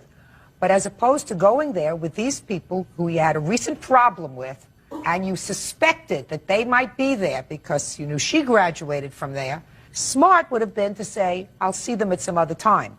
Did you, in fact, when she came up to you and said, did you graduate from here? I didn't know you graduated, which is something you didn't need to say.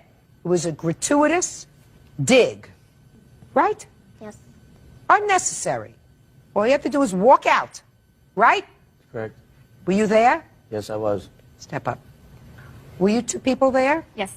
And I don't need the husband. Sit down. I'd rather hear from you. Tell me your name. Nancy. Nancy what? Farrell. Miss Farrell, you were there from the beginning? Yes, and when we were outside on the patio and she approached us. Tell me what you observed. Me and Michelle were standing at the chair, or at the table. Maida was sitting down. James was at a separate table by himself next to us. James, the blue shirt. The blue shirt guy. And I was kind of bent over talking to Maida when I saw Jennifer approaching us. And she walked up, sashaying, is this the smoking section? None of us are smoking. We don't smoke. I said no. Telling her, like, we don't want you here. Get away. So she still came by and stopped and talked to James. And then that's when Maida got up and made the comment to her. Let me hear it. Come on. Let me hear the whole thing. Well, Maida got up, walked by her, and made the comment about, you didn't even graduate, or did you graduate from here? And that's when Jennifer pushed her, and then that's... How did she push her? Just, you know, not like to knock her over, but she touched her. And so that was enough to make, I guess, both of them upset, and they just... Oh, it was enough patted to make... each other. It was clearly enough to make the defendants upset. Yes. And then she reacted. Correct. You think, Ms. Kane, that you overreacted? I don't know if you can overreact when you're scared. Well, being scared is one thing, but you precipitated this. I was holding her to defend myself. No, from why someone were that you I defending believed is yourself? She violent. pushed you. Show me how she pushed her again. Right. Didn't fall over, nothing happened, but according to you, You know she's a violent person, so you defended yourself. And you defended yourself by throwing her into a headlock and punching her a couple of times. No, I was holding Punching her her a couple of times. Evidently she fell down. I mean, she has bad bruises over here on her leg. What? Can I say something? Sure. Why About don't this you whole both sit about down? the whole thing and how it started. If Sure. I may. Okay. With regards to what Jennifer was saying about me calling CPS on her and having absolutely no reason and fabricating lies, I'd like to touch that real quick. Maida and I went over to drop my children off after we had them a whole weekend on Sunday. We pull up and she's out in the front yard with her boyfriend, the father of her child, her other child, kicking him, slapping him, slamming his car door on his face. And I told him and her that I wasn't going to leave until she let him go, because obviously he wanted to leave. She wasn't going to let him. At this time, my 2 children are standing in the park with 15 other kids that live in that complex watching this whole thing go on. That's where the understanding comes in. The minute she raised her hands, I wouldn't expect anything less of my wife than to defend herself against somebody that's violent like that. Not only that, but there's been lots of violence throughout the whole time that we've been separated and the whole time that I was married to her. A lot of violence. That may be. Your wife should have kept her mouth shut. Well, that's true. Okay. What made you think that there was drug use in the house? My kids have both mentioned smoking and unfamiliar smell. My son's very nervous. He's 9 years old and he's still soiling his underwear. I have a tape, we have here audio, of Jennifer actually calling the house and having my daughter get on the phone and ask where the child support is, the child support money's at, telling me she's going to come over to my house.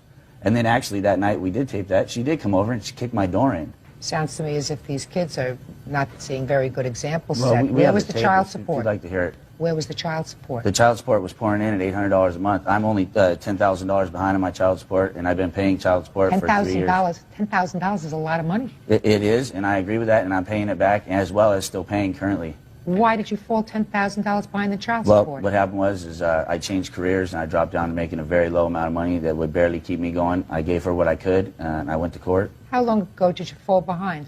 This was 2.5, 3 years ago. In the past 2 years, have you been current in your child support? Yes, I have. They take it out of your salary? Yes, they do. Your Honor, can I just say something regarding about that incident when he was saying that I dropped off the kids? Go ahead. Okay, prior to when I was moving in that night, I had some friends moving me in, and they came to drop the kids off. Well, Joe, my boyfriend, was outside talking to them. I walked outside to see where he was. At this time, Maida flips me off, and I was like, what's up with that? And they're sitting there saying that I'm harassing them, starting a fight with them. I didn't do anything. So you're telling me you didn't have a fight with your I boyfriend? didn't even do anything. No, Your Honor. No, listen to me. You're telling me that you didn't have a fight with your boyfriend? No. I'm not sure if I believe that. I didn't.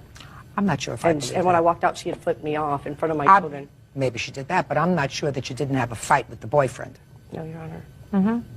Ever smoke marijuana in your house? No, Your Honor, I do not.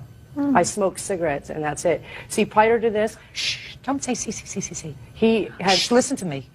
Is what you're telling me that you've never smoked drugs in your house? Yes, Your Honor, that is correct. He had a hair follicle drug test taken on me in court that I had passed. I don't use drugs, and he just fabricates lies because he has child support. Her and her mother got in an argument, and Jennifer's mother wasn't allowed to see the children. And Maida and I had talked about that, and I said it's not right because she's done it to everybody in my family. She's done it to everyone on my side of the family, and she started doing it to her side of the family because her and her mother got in a fight. Her mother was the only stable thing in those kids' life at that point, and I knew that. I was only seeing them every other weekend and once a week, on Wednesdays, and I knew what was going on. So I called her mom and I said, hey, anytime you want to come over here and see the kids, you're more than welcome, blah, blah, blah. Her mother comes over and tells me that she knew she did a bad thing. And I said, well, what's that? Well, she knew that Jennifer was on drugs and went on the internet and got the chemicals that you need to put on your hair to wipe everything off your hair follicles. That was the first person that told me that. The second person that told me that was her boyfriend, Joe, because they were fighting, and he told me, he came over to the house going, I don't know how you dealt with it as long as you did, blah, blah, blah. And I said, hey, to be totally honest with you, I did what I did, and it's over. I found somebody I'm really happy, and there it is. Mr. Kane, just keep a close eye on things. Do you understand me? Yeah, I understand. Good. That's all. That's all I'm going to say. All right, now I have to get to this claim. Miss Craig, let me tell you what I believe. I believe that the defendant said something that was totally unnecessary to you when she said either, I didn't know you graduated, or did you graduate from here? It was a gratuitous dig. that was pretty stupid. I also believe that you pushed her after she said it to you. Oh, yes, I believe that you pushed her. I don't believe that you hurt her. I believe that you, as indicated, pushed her. Did you have a right to do that? No. Did you hurt her? No. And was her response to being pushed consistent with the threat? The answer is no. Okay. You overreacted, and you can't do that. I honestly believe that you could have avoided the problem with her totally by just walking out. Keep walking, right? Said not a word. You didn't do that. She's not responsible. You're responsible. I think that there's more to the underlying case here with regard to the background, what's going on in her house, but I can't get into that now. That's just a sense, which is why I said to you, just be vigilant. Do you understand? But you are responsible for her medical bills, and I believe that you are also responsible for some of her pain and suffering. I also think that you have certain responsibility because you were the first person to put your hands on her. I honestly believe that you pushed her first. I believe that because that would be a natural reaction by somebody who has somebody coming up right in their face and saying something that was nasty. You might not hit her, and I don't think you hit her. You shoved her out of the way. Did not require the defense that you attribute to, well, I knew her history as of being a violent person, so I defended myself. Do you understand? You had medical bills of $1,441.39, and I believe you were probably out of work for a couple of days. And I believe that you had some pain and suffering, and I'm entering a judgment for $3,000. Parties have been sworn in, Judge. You may be seated. Sir, have a seat, please. You're Miss Bowman. I'm Miss Bowman, her mother. Okay, but you weren't there. No, I was not there at the time. Point Thank you. Ms. Bowman, the defendant is your former boyfriend. Right. Who's going to take his hands out of his pockets as we speak. Very good. And according to your complaint, after you broke up with him, two things happened. You claimed that he trashed your car, causing substantial damage, and also in a scuffle over a knife, he caused you to cut yourself. And you want him to pay your medical bills. When did you break up with him, and where did this happen? At his home on June 27th. How long had you been going out with him? Since February. Did you tell him in person that you were breaking up with him? Yes, ma'am. At what time of the day or evening did you tell him? 7. You broke up with him on the 27th? Right. At about 7 o'clock in the evening? Right. And then I assume you left? Right. Was there any discussion at that time? No, his sister and I both left after I broke up with him. What did you say to him, and what did he say to you? We had gotten in an argument, and I was just like, it's over. I don't want to talk to you anymore. Let's just break up. Did he say anything? No, a normal breakup. I don't remember. Not like... And then you left? Right. Did you subsequently come back to the house? Yeah, later on that evening. What time? It was probably around 3 o'clock in the morning. And who did you come back with? His sister. And what happened when you came back at 3 o'clock in the morning? We went to sleep, and nothing happened. We woke... Who went to sleep? Sarah and I. Where? In Sarah's room. Okay. So you went to sleep at 3 o'clock. What happened when you got up? We woke up. What time? Maybe around 11. We were going to the hospital to visit his mom in the hospital, Sarah's mom also. Then we went to the hospital, came back around 4:30, and when I got back, I looked at my car and I noticed that it had been really bad kicked. And Where had you parked your car? In their driveway. Now, when you left at 11 o'clock in the morning to go to visit his mother in the hospital with your friend Sarah, Right. did you see your car? No, I had not paid any attention to it whatsoever. When was the last time you had actually looked at your car? And no damage had been done to it? Yeah. The day before, on the 27th. What time? 8. 8 at night? Right. When Sarah and I had left, there was nothing wrong with my car. Do you have a photograph of your car after Yeah. the damage?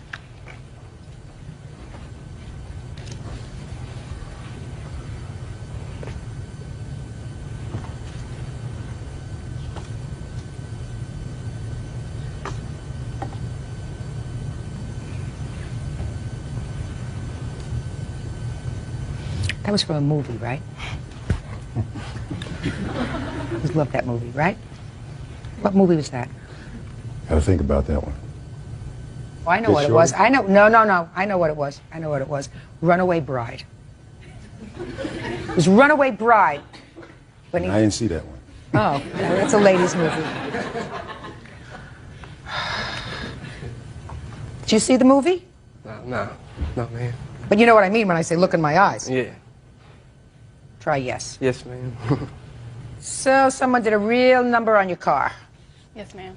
And then you went into the house? And called my mom, told her what had happened. And that's why your mom is here, because the car is really your mom's. Exactly. Go ahead. And called the police. She told me to call the police. He was telling me, don't call them, it's not that big of a deal. And I called the police. Well, did you ask him what happened to the car? I said, what happened? I don't know. And he said, I don't wasn't know. here. Right. And then you said you were going to call the police. Right. And what did he say when you said you were going to call the police? Don't call the police, it's not that big of a deal. And what did you say to him? I said, my mom says I have to. So I went ahead and called the police, made a report, and when I had called the police, the officer came to his house, and the officer came, I made a police report. He said, did he do it? The police officer asked me if he did it and thought I was protecting him, but I didn't have any idea. You know, I thought in my mind that he did do it, but there was no, I saw you do it. So that. Right. So what happened next? Well, after the police officer had came, he wanted to talk to me. I was really upset. I was crying. I was really upset. And I was like, no, no, no, no. You know, Sarah and I were getting ready. We're going to get dressed, and then we were going to go out that night. And we were arguing. And I don't know how it all started, but he pushed me. Sarah got up. Sarah and him started fighting. And then I got in the fight because I didn't want Sarah or either one of them to get hurt. And we were all just started a big fight. And then he started grabbing knives and was like, I'm going to... You're lying. Go ahead. He started grabbing knives saying he was going to kill himself first. He held it to his stomach. Then he said to his wrist and everything else. All the meanwhile, Sarah and his 9-year-old cousin are both there. And after that, he had grabbed a steak knife. And he was like, I'm going to kill myself. We were standing over by the refrigerator. Sarah and his cousin were in the living room by the phone getting ready to call the police. And when he went like this, I put my hand like this, and that's how I got stabbed. So you were trying to prevent him from hurting himself. Exactly. Okay. Did your cut require stitches? Yes. How many? 2. But it is 2.5 centimeters deep. My palm is numb. Half my thumb is numb. I'm still going to hand specialist to see. Miss Bowman, I just have a couple of questions for you. You break up with this guy. He has a sister who's clearly a friend of yours. Don't you think it's a good idea that after you break up with him, you don't go back to his house and contemplate going out with his sister and hanging out with his sister so that he's aware of all these things? Right, yes. Yeah. His sister was my best friend. We had been... So what? So let his sister come to your house. Right. Do you understand what I'm saying to you? Yes. It's just not smart. Right. You know, it sort of says to him, trash to you. Right. You know, I'm going out with my friends. I'm going to go have a good time, and I don't care if you're heartbroken, and I don't care if you're miserable, whatever it is. Yeah. Just not smart. Right. Not thinking. You know, you didn't think. Right. Anything? I tried to keep the relationship between us after the incident kind of steady, so... You can't keep it steady. It was just 24 hours old. I'm talking about after. I'm talking about at the time of this incident. The breakup was 24 hours old, and you're gallivanting around town, hanging out and doing whatever you want to do with his sister and coming home 3 o'clock in the morning. I mean, I'm not being judgmental about that. Right. I'm just saying to you, don't do it in front of him. Right. Because it made him mad. Right. Right? Right. Real cases, real people. Judge Judy. Jenna Bowman says ex-boyfriend John Benningfield Jr. kicked her car in a fit of jealous rage. Jenna also claims she was cut with a knife when John tried to kill himself. Let us start with incident number 2. Let's hear your version of the knife incident. Okay, well, see, yeah, we was arguing, you know, and... What were you arguing about? Yeah, I really can't remember. But we was arguing and stuff, and I was like, well, I'm just going to leave, you know, I'm just going to get out of here. And she was like, well, why don't you go kill yourself, or why don't you go kill yourself, or something like that, in that area. In that area. And I was like, well, do you want me to? Because I was just so mad, you know, and so frustrated. What were you mad about? Just because we broke up, you know, and I did like her, you know, kind of a lot. We went out for, 6 months? And, you know, I mean, that's the pretty longest relationship I've ever been in. And so you were really mad? Yeah. And I was just like, okay. And I mean, I didn't have it up like this. I had it right here across my, you know, right here. And then my sister tried to stop me, and I was trying to protect the knife so she wouldn't get cut, you know. And then I don't know what happened. Next thing I know, she runs over here and she gets cut. And then as soon as I see she's cut, I threw the knife in the sink and then helped her, tended to her. Like, I got to town, and I told Sarah and them to call 911 because I didn't know, how bad it was. And then, yeah, the police came and... Well, that was the second time the police had come. Yeah. Police came twice. The first time they came about the car. Yes, ma'am. And, they took me, they was going to take me to jail, but they... Take you to jail for what? For assault with a deadly weapon. Because I guess she was going to press charges against me, but they ended up didn't, and then took me to rehab. Well, she really assaulted herself with the deadly weapon that you were holding. Yeah. Right? Right. That's why they took me to rehab, to the hospital, instead of taking me to jail. Well, there's a difference between rehab and a hospital. It's in the hospital. It's rehab in a hospital. What kind of rehab? It's a... I was trying to think. I don't know. It's just they got a bunch of for drugs and for people that are. I guess. Well, for drugs. Yeah. Right. Right. Who were you hanging out with that evening? Josh Cato, my friend. See, the 27th when her car was we supposedly did it. We was in Gap Hollow in where is that? Elizabeth, Indiana. And we didn't leave there until like 4 o'clock in the morning. And when we left there, we went back to his house. And when we got up at his house about noon, I come back to the house, and she was like, "What did you do to my car? Why did you do this to my car?" And I'm well, like, at the time she left the evening before with your sister, you weren't in Gap Hollow. You weren't there. You were home because she said, "I'm leaving, and I don't want to talk about it anymore." You were home. Right. When they left, we pulled out of the driveway because he parked his truck in our second driveway, and she was parked with my sister and my cousin, and they was going to the hospital. Who do you think kicked her car? I have no idea, because his truck said 2 weeks before when we moved into that house, somebody took a baseball bat and keyed his truck. Why would you tell her not to call the police? I don't remember saying not to call the police. Yeah, you did. Why would you say don't call the police? It's no big deal. I have no idea. Mr. Benningfield, you have no idea? Right. I have an idea. Let me see the estimates on the car and let me see the medical bills. These are the hospital bills. And this is the estimate for my car.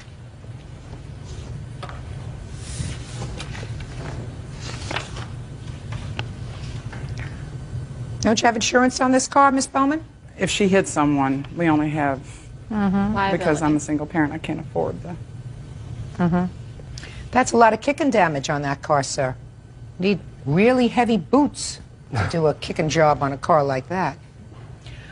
Miss Bowman, what caused you to break up with the defendant? Because he was controlling and he was mean, and every time I went out with his sister, I get yelled at when I came back. How old are you? 16. How old are you? 19. Did he ever use any drugs in front of you? Well, okay. Answer the question. The Okay. answer is yes or no. Yes. What kind? Xanaxes. Can I tell you something? He was taking Xanaxes the day that this What is happened. Xanax? Xanax is a... Depressant drug. Right. For... People that get panic attacks. Right. How long have you been taking medication? Like, just pretty much the time we was going out. Is that by a doctor's prescription? No, ma'am. What? Yeah. You take that on your own? Yeah. Where do you get it from? Just my friends, people I know. These people that you know, I assume with medical licenses, know how much to prescribe for you? They wasn't prescribed. She's making me look like the bad person. She took them herself. She's done everything that I did, she's done. Mr. Benningfield, the problem is that you caused some damage. I didn't do that. Oh, yeah, you did. Oh, yeah, you did. There's no question in my mind that you did. And there's also no question in my mind but for the fact that you had taken this knife and were using this knife in a way suggesting that you were going to harm yourself. She wouldn't have gotten stabbed. Now, whether that was a result of taking... Try to pay attention. You're 19 years old. Trust me, you don't know everything. You think you know everything. Maybe you think he knows everything. You think you know everything? But for the fact that you probably are operating only on partial cylinders because of this medication that you're taking, sir, you reacted to her breaking up with you in a way that was off balance. Now, am I saying to you that she did the right thing by going out with your sister and still having a relationship with you? The answer is no. I think she acted like an immature 16-year-old. And your chronological age is 18, right? Right. Translated, probably about 9. And that's what 9-year-olds do when they don't get what they want. They hit, they scratch, they mark up somebody's walls, they do a whole bunch of things. She had the police involved. She went and she was going to press charges against me. And I had to go up to Sellersburg Police Department to give them a statement. They said they couldn't do nothing. She supposedly gave them all kind of witnesses that I supposedly admitted it to them. But them same witnesses, when the cop asked them, did he tell you this? They was like, no. I don't care what they said, sir. I'm telling you, you trashed her car. You want to know how I know you trashed her car? Because I can see it. I can see what happened when she left and how angry you were. How angry you were even the next day because you said that's why you grabbed the knife, because you were so angry, because you really liked her. And here she was telling you, I'm breaking up with you and I'm going to hang out at bars, friends, whatever, with your sister. And I'm leaving, bye, and she leaves you there all by yourself with your medication and your friend. Grow up. Listen, you both got to grow up. I give you some latitude because you're only 16. You're 19 and no genius, but you're going to pay for the damage. Judgment for the plaintiff in the amount requested, which well exceeds damage to the car and your medical bills, $5,000. That's all. Funds are exchanged when they step out. I think it was a great decision. It's crap that she can see these things. 2 girls told me he kicked my car and that he had a new girlfriend, but I wasn't worried about the new girlfriend. It was just a coincidence. We was trying to work everything out when all this was going on, and then I just got tired of waiting, and I started with this other girl that I know. Finally now, she knows. We all know the truth. And then she found that out, and then this one, all this, she started suing me just to try getting money, because she's for money. Don't date psychos. And now the next case.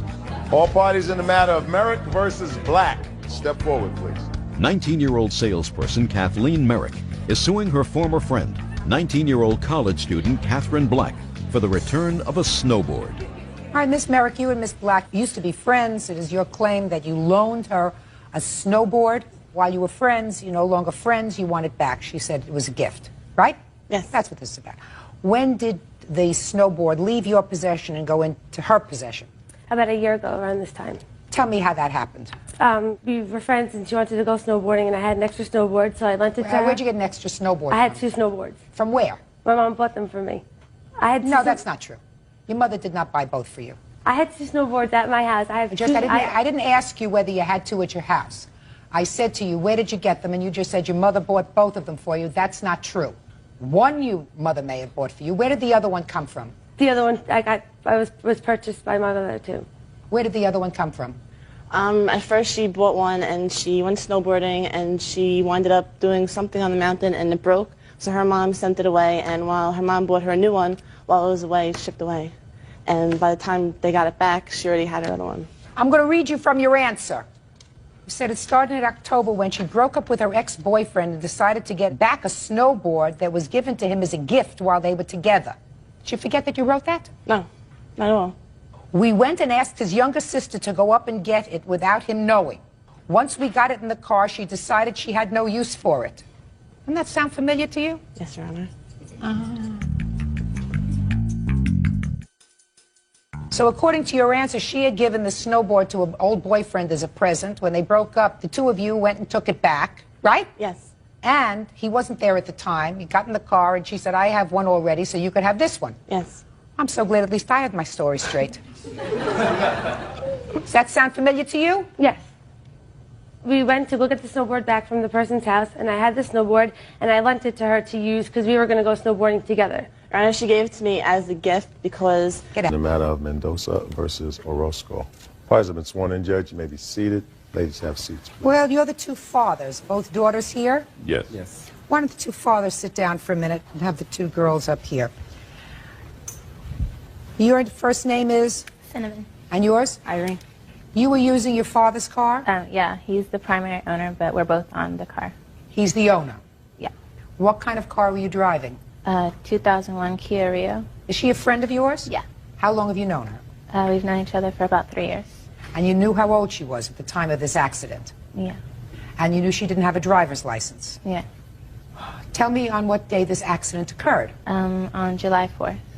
And you tell me in your own words how she came into possession of the car, of your father's car. We were riding around in Chino, where her father lives, and just looking around different stores. And then I had to go to work, and I had like a whole bunch of my clothes in the back. And we had like both of us come up with the idea of, well, since I'm at work and I don't get out till like way early in the morning, she said, well, maybe I could take the clothes to my father's house. And I said, okay, that sounds fine.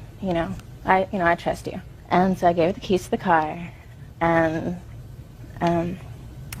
then she took the car, and I was at work, and then after that I got a phone call at work that my car had been in an accident. Did you ask her if you could have the car? No.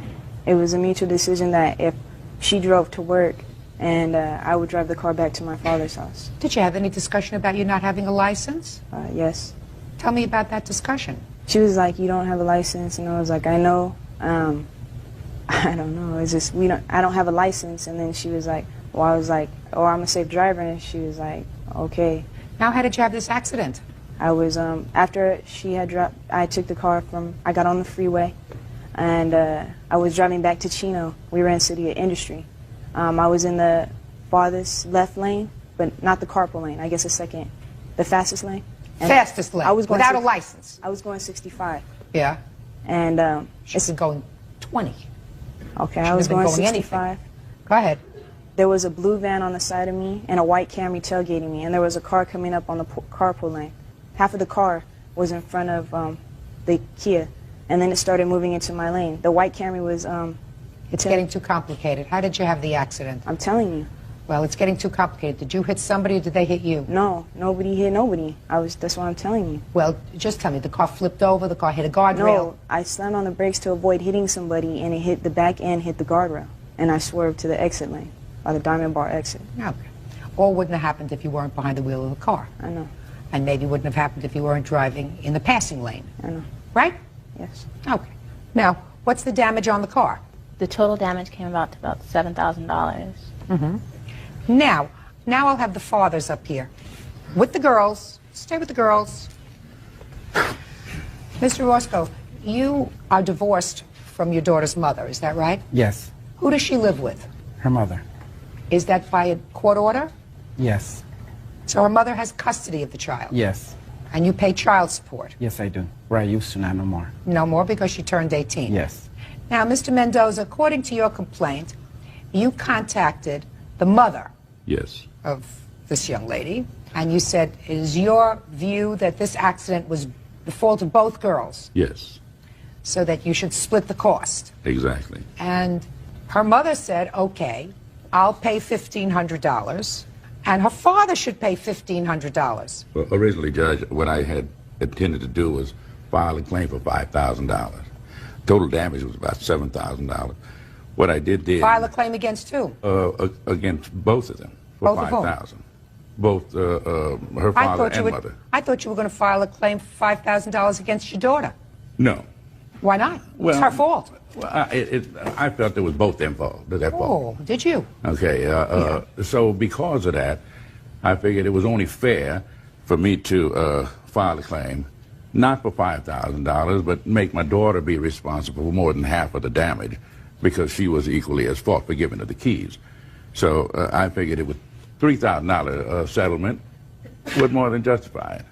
So that's what I did. I went for the $3,000. Irene's mother said she agreed with that and paid me $1,500. She said I would get the other $1,500. I would have to get the other $1,500 from Mr. Orozco. I then sent a letter to him stating this. Why didn't you send a letter to your insurance company? Because the insurance company will not cover it. Why not? They said that because of the driver involved in the accident was under 25 and did not have a license. Right. We did contact the insurance company. Of course you did. And they disclaimed because you gave the car to your daughter to drive, your daughter did the wrong thing, and your insurance company wouldn't cover the damage. Exactly. Why do you think that he should? Well, because his daughter was driving. I felt they were both irresponsible, so why not? He doesn't have custody of his daughter. He had custody at that time. They were staying at his home. Judge Judy. 18-year-old Cinnamon Mendoza says she loaned her car to friend 18-year-old Irene Orozco. Cinnamon claims Irene drove it on the freeway and wrecked it. Her mother cannot obligate him just because she says get the other half I didn't from ask her him. to obligate him. I asked him for it. I didn't say anything to her about obligating him.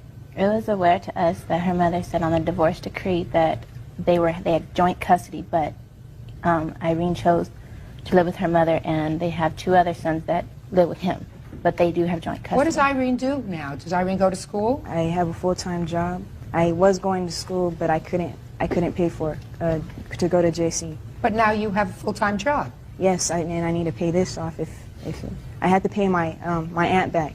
For what? Because she let my mother borrow the $1,500. Oh, she did. So first you paid your aunt back. I need to pay my aunt back. That's why I got a full-time job. Well, that's fine. And now you're 18? Yes. What kind of work are you doing? I'm working at fast food right now.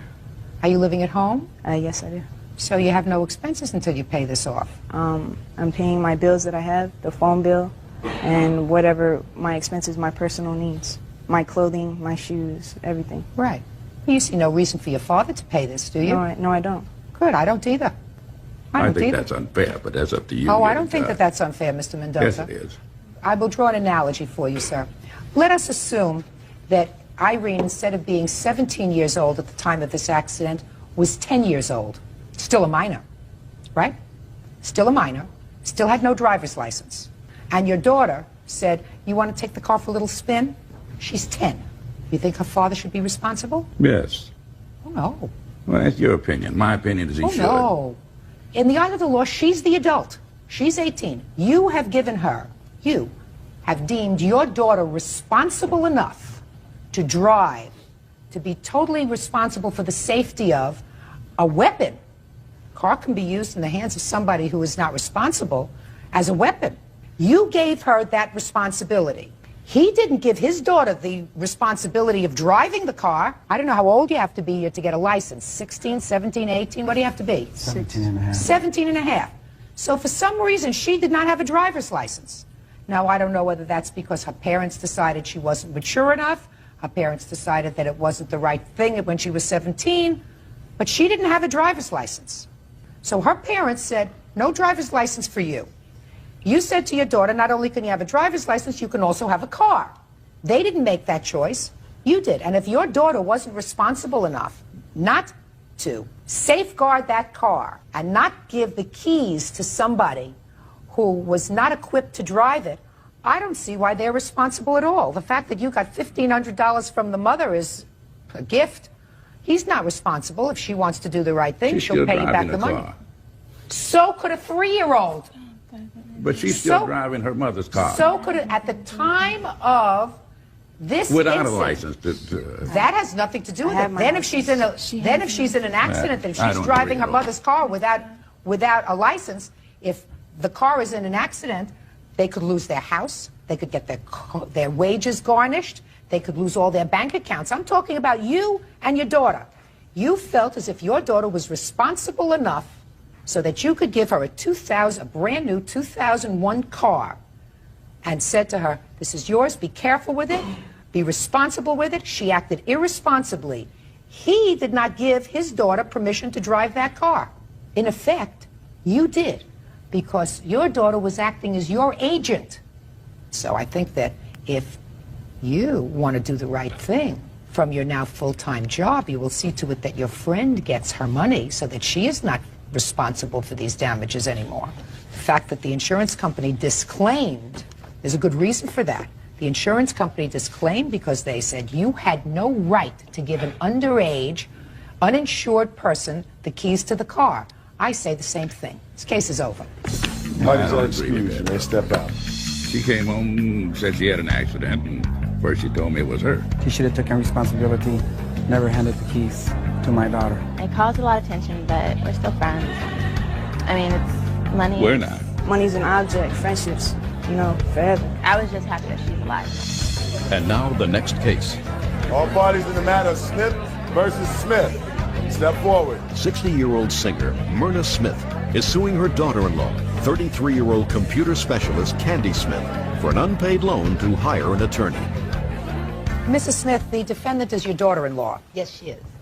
According to your complaint, there came a time when your daughter-in-law needed some money. She needed some money for an attorney because she was going to be involved in a custody dispute with her former husband. You have 2 children from your prior marriage? and you loaned her the money, $5,000, and it is your claim that she has not repaid you. She has not repaid. And your daughter-in-law believes that she has the right to offset that money, and she's going to explain that to me. When did you make this loan? I made the loan May 1st, 2000. Do you have the canceled check? Yes. Can I see it, please? And this is also my statement.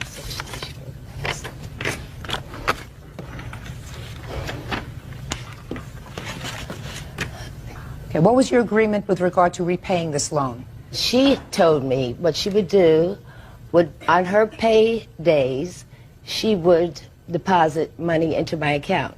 However, that did not happen, so finally I went to my son and I asked when she would start making the repayments, and she decided that she would make the payments, but she wanted to put them into my savings account instead of my checking account, and I felt she had no right to know what was in my savings account. And she was very inquisitive about my money and how it was spent. Okay, and as of today's date, you have received no money from this $5,000.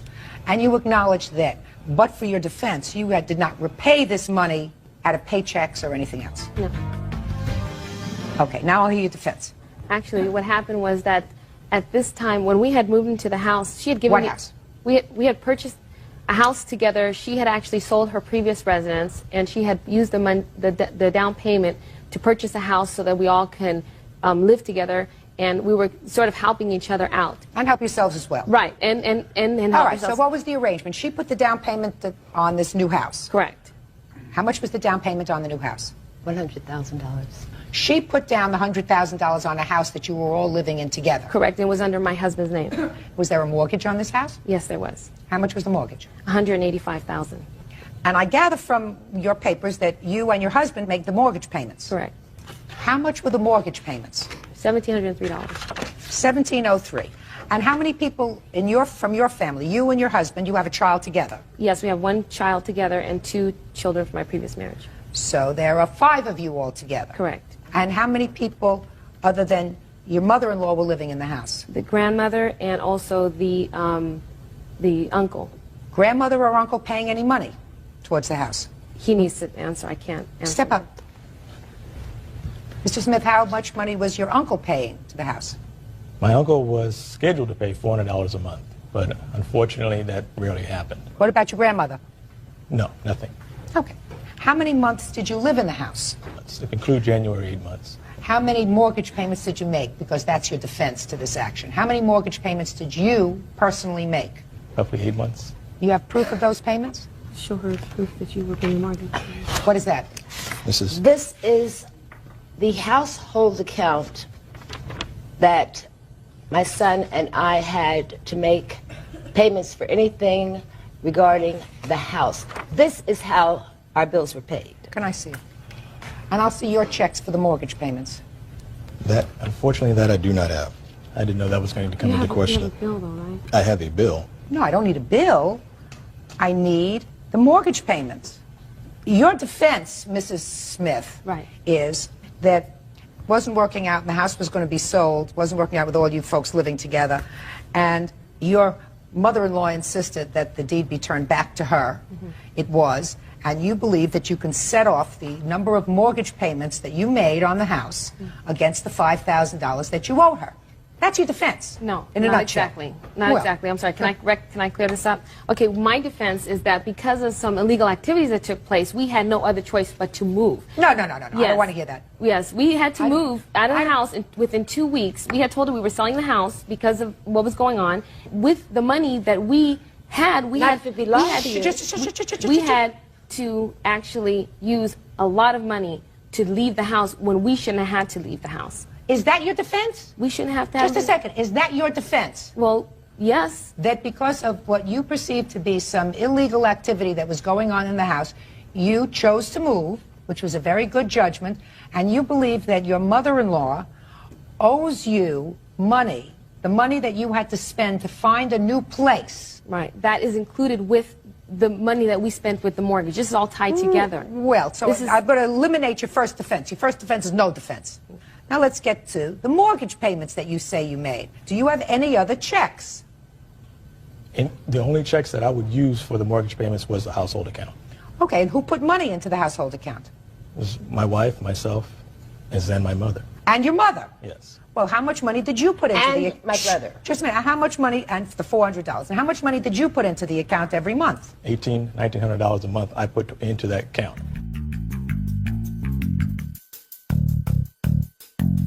Now, my next question to you is the house was sold.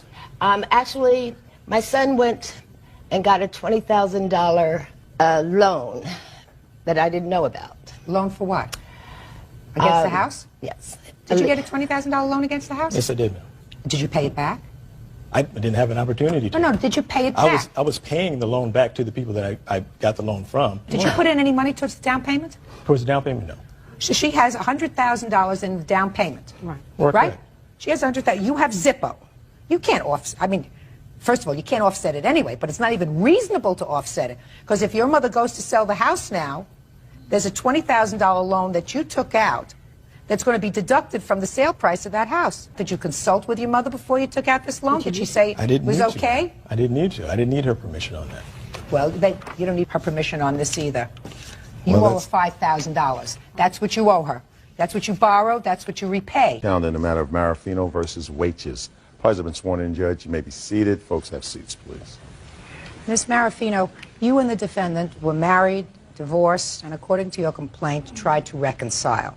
The reconciliation did not work out, and it is your claim that the defendant has a television set that belongs to you, in addition to other personal property. Yes. The defendant says that the television set was a gift to him, and he has a counterclaim. The counterclaim says that you cleaned out his bank accounts, that you owe him for some medical bills, and some important papers that he wants. Is that right? That's correct. So let's get some dates. When did you try this reconciliation? I moved back in on December of 2000. For how long? I moved out again on March 20th. Okay. And when did you purchase this television set? March 2nd it was purchased. What kind of television? It was a Mitsubishi large screen, 50-inch, I believe. A man's television. You want me to tell you how I know that, Mr. Marafino? Bert, don't look so disgusted. I'm going to tell you. I have a lovely living room in my house that I spent a great deal of time trying to make just perfect. Right in the corner as you walk in is this monster 55-inch television set. That is the ugliest thing I ever saw. It's not mine. This one's mine, Your Honor. Okay. So tell me the circumstances surrounding you purchasing it. We discussed it, and I said that I would buy it, and I bought it. There was no mention of a gift. It was not a gift. It's not true. Just a minute, I'll get to you in a minute. At that point, you were living together as a family. Is that right? Correct. We were not married at the time. I understand, but you were living together as a family. Yes. How are the bills being handled? My income and his income went into one joint account, and they were paid out of that one account. Is that correct? That's correct. Okay. Where did the money come from for this television set? From the joint account or from your individual account? You have to excuse, I only have a copy of my tax income return. Just answer my question. Okay. The money, did you pay was cash? a tax income refund. Just a second. Did you pay cash for this television set? It was a check. From where? Our joint account. That's what I'm asking you, so let's just get to it. What you're saying is you both pooled your money into a joint account. Yes.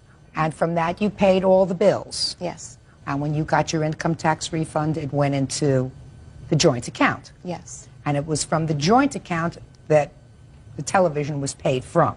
Yes. Is that right? That's correct. Now, you explain to me why, sir, you believe this was a gift to you. Basically, I had wanted a big screen TV, and we were saving up money to make that purchase or whatever.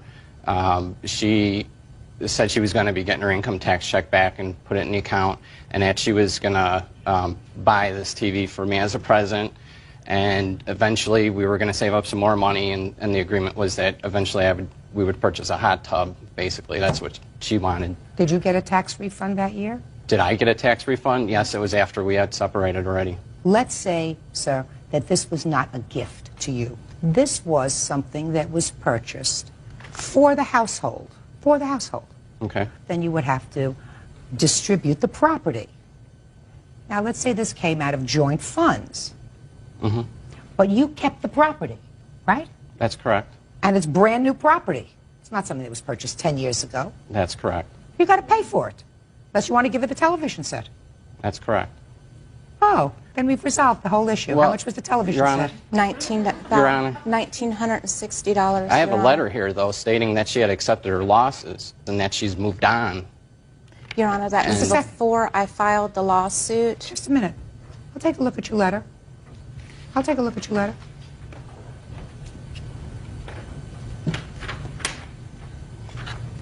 That was a letter I received a few days after she had come and taken everything. You mean you want me to read the part where she says, I've cut my losses with my possessions and have moved on? Right, correct. Give her the money for the television set, sir. You watching it? You watching it? It's in your house? Yes. Then you pay her for it. It came out of a joint account. But as you said, most of it was paid for, or if not all of it was paid All of for it, out of Your Honor. all of it was paid out of her money, and the expectation was you were going to save up more of your joint money and buy her what she wanted. The relationship terminated before that, so she never got her end of the deal, which was her hot tub. Right? That's correct, but... Good! Okay. $1,960 television set. Personal property. What kind of personal property are you talking about? My son's sporting goods stuff. I had a police escort, so there wouldn't be any problems. The police officer told us both that whatever he said I could have is what I could get because he owned the home. I asked for a walkthrough of the house. I didn't really see anything, and the TV was nowhere in the house. Anyway, my stuff and my son's stuff... Where'd you move the TV? Your Honor... Where'd you move the TV? It's a big TV to move. Where'd you move it? to a friend's house. Why? Why? Because I didn't want any trouble. I didn't want to be fighting and starting a fight. We had problems with our relationship. She left. She cleared out the whole... I'll get to your counterclaim in a minute, sir. Do you have her son's sporting equipment? Yes, I do. Where is it? It's in the garage. Good. You give it to him. What else? That's... Assorted clothes, assorted kitchen stuff. Forget it. A treadmill. You have her treadmill? Your Honor, that treadmill was at the house, and when she came to get her possessions, she said that it would not fit in her house, and she left it on the back patio. It's still there? Yeah, it's still there. You want to make arrangements to go and get it? Go and get it. Well, Your Honor, it's been out in the rain. It was... Should have filed your lawsuit before. You're not going to get money for it. Real cases, real people. Judge Judy.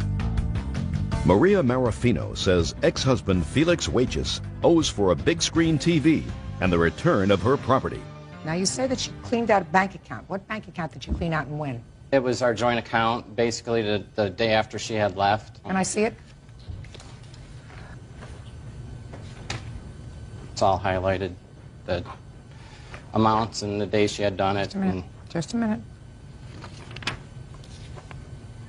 Did you withdraw money from the checking account? There was $1,400 in the checking account. I took out $700. There was two right in a row there, Your Honor. One for $700, one for $726 right underneath it. Yeah, and you must have took that out because, Your Honor, I did not. Well, there's one on the 25th and there's one on the 26th, Right, so I can't tell. You might have taken one out the next day. Is that possible?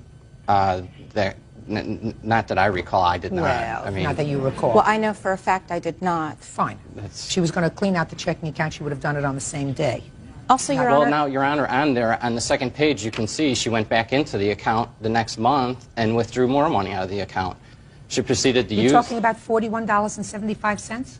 Your Honor, And I she did had take told me- $40 out, and $175, I think, was a little ATM charge. Why did you take it out the following month? Because I needed food, groceries. I Okay, went but you'd out already with... taken out your half.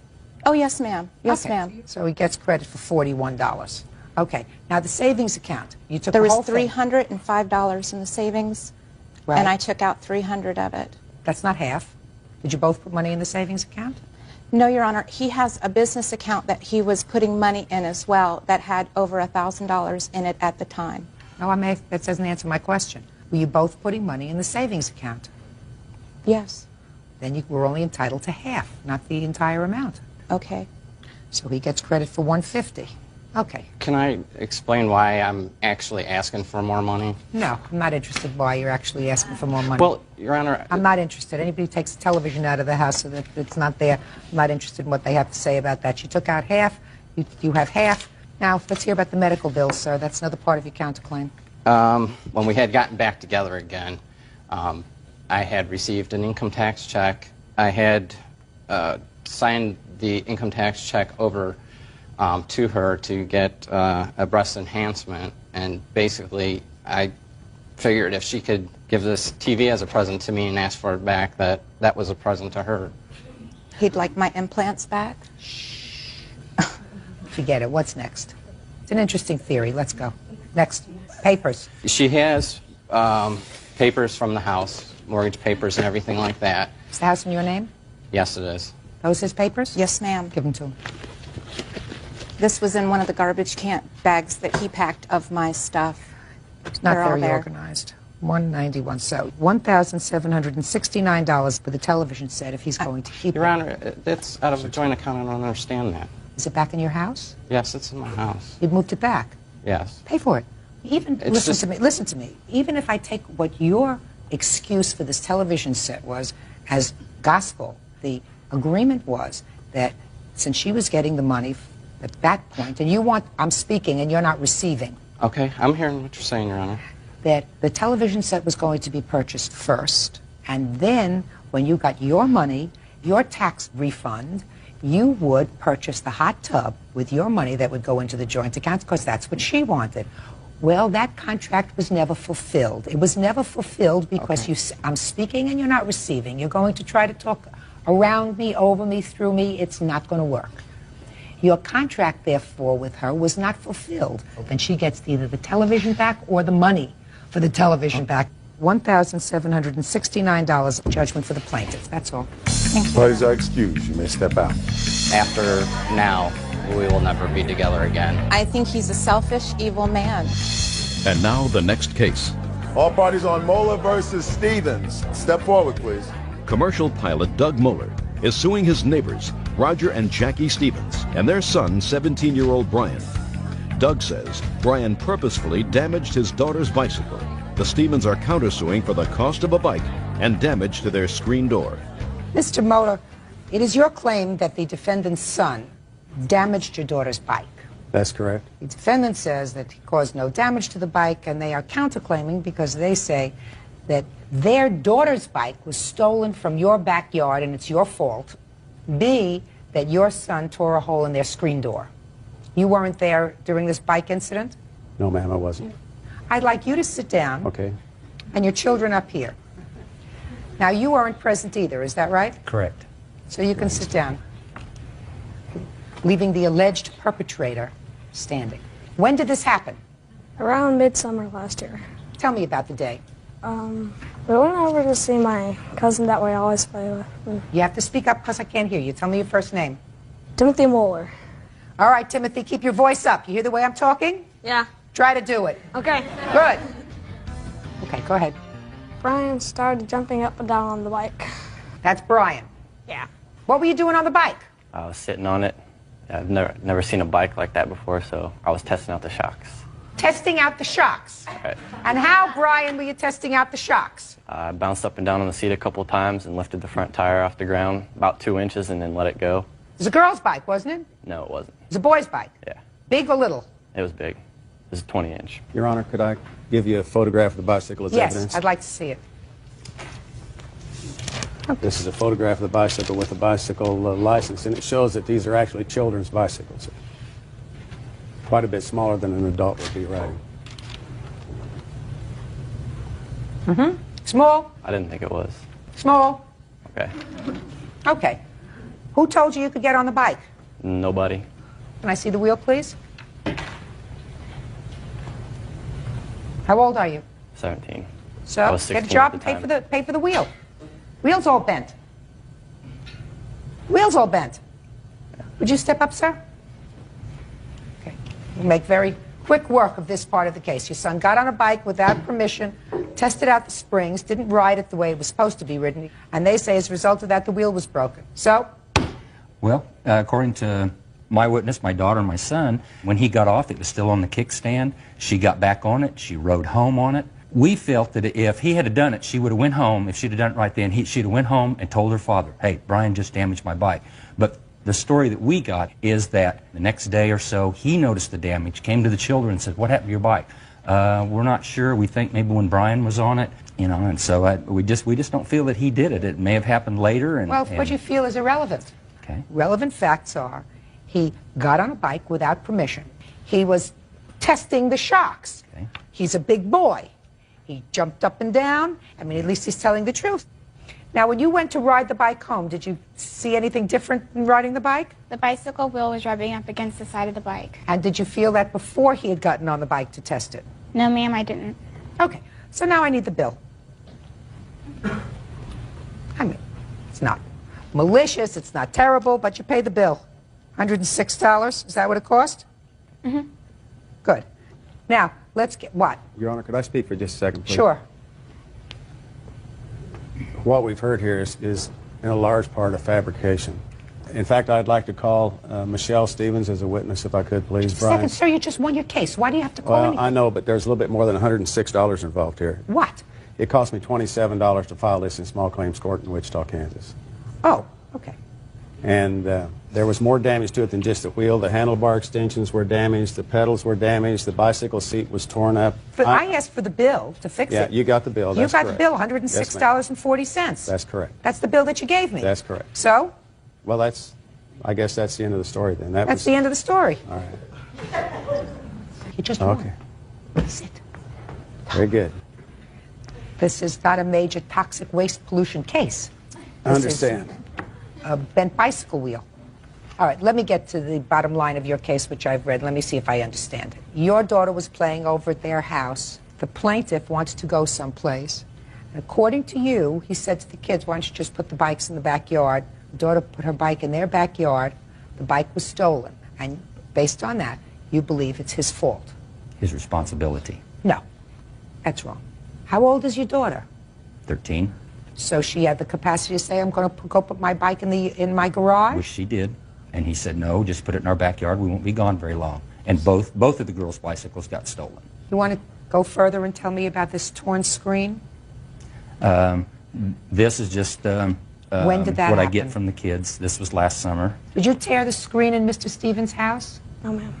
You have a witness with regard to the torn screen? Yes. My I'll son. hear you, Brian. I was inside the house, and these two kids and my sister were inside, and I was trying to watch TV, and they were being loud, so they went outside. I locked the door, so they were locked out. I heard a noise at my window, and I opened the curtain, and Timothy was there with a stick poking a hole through. Did you poke a hole through the screen? Did you replace the screen?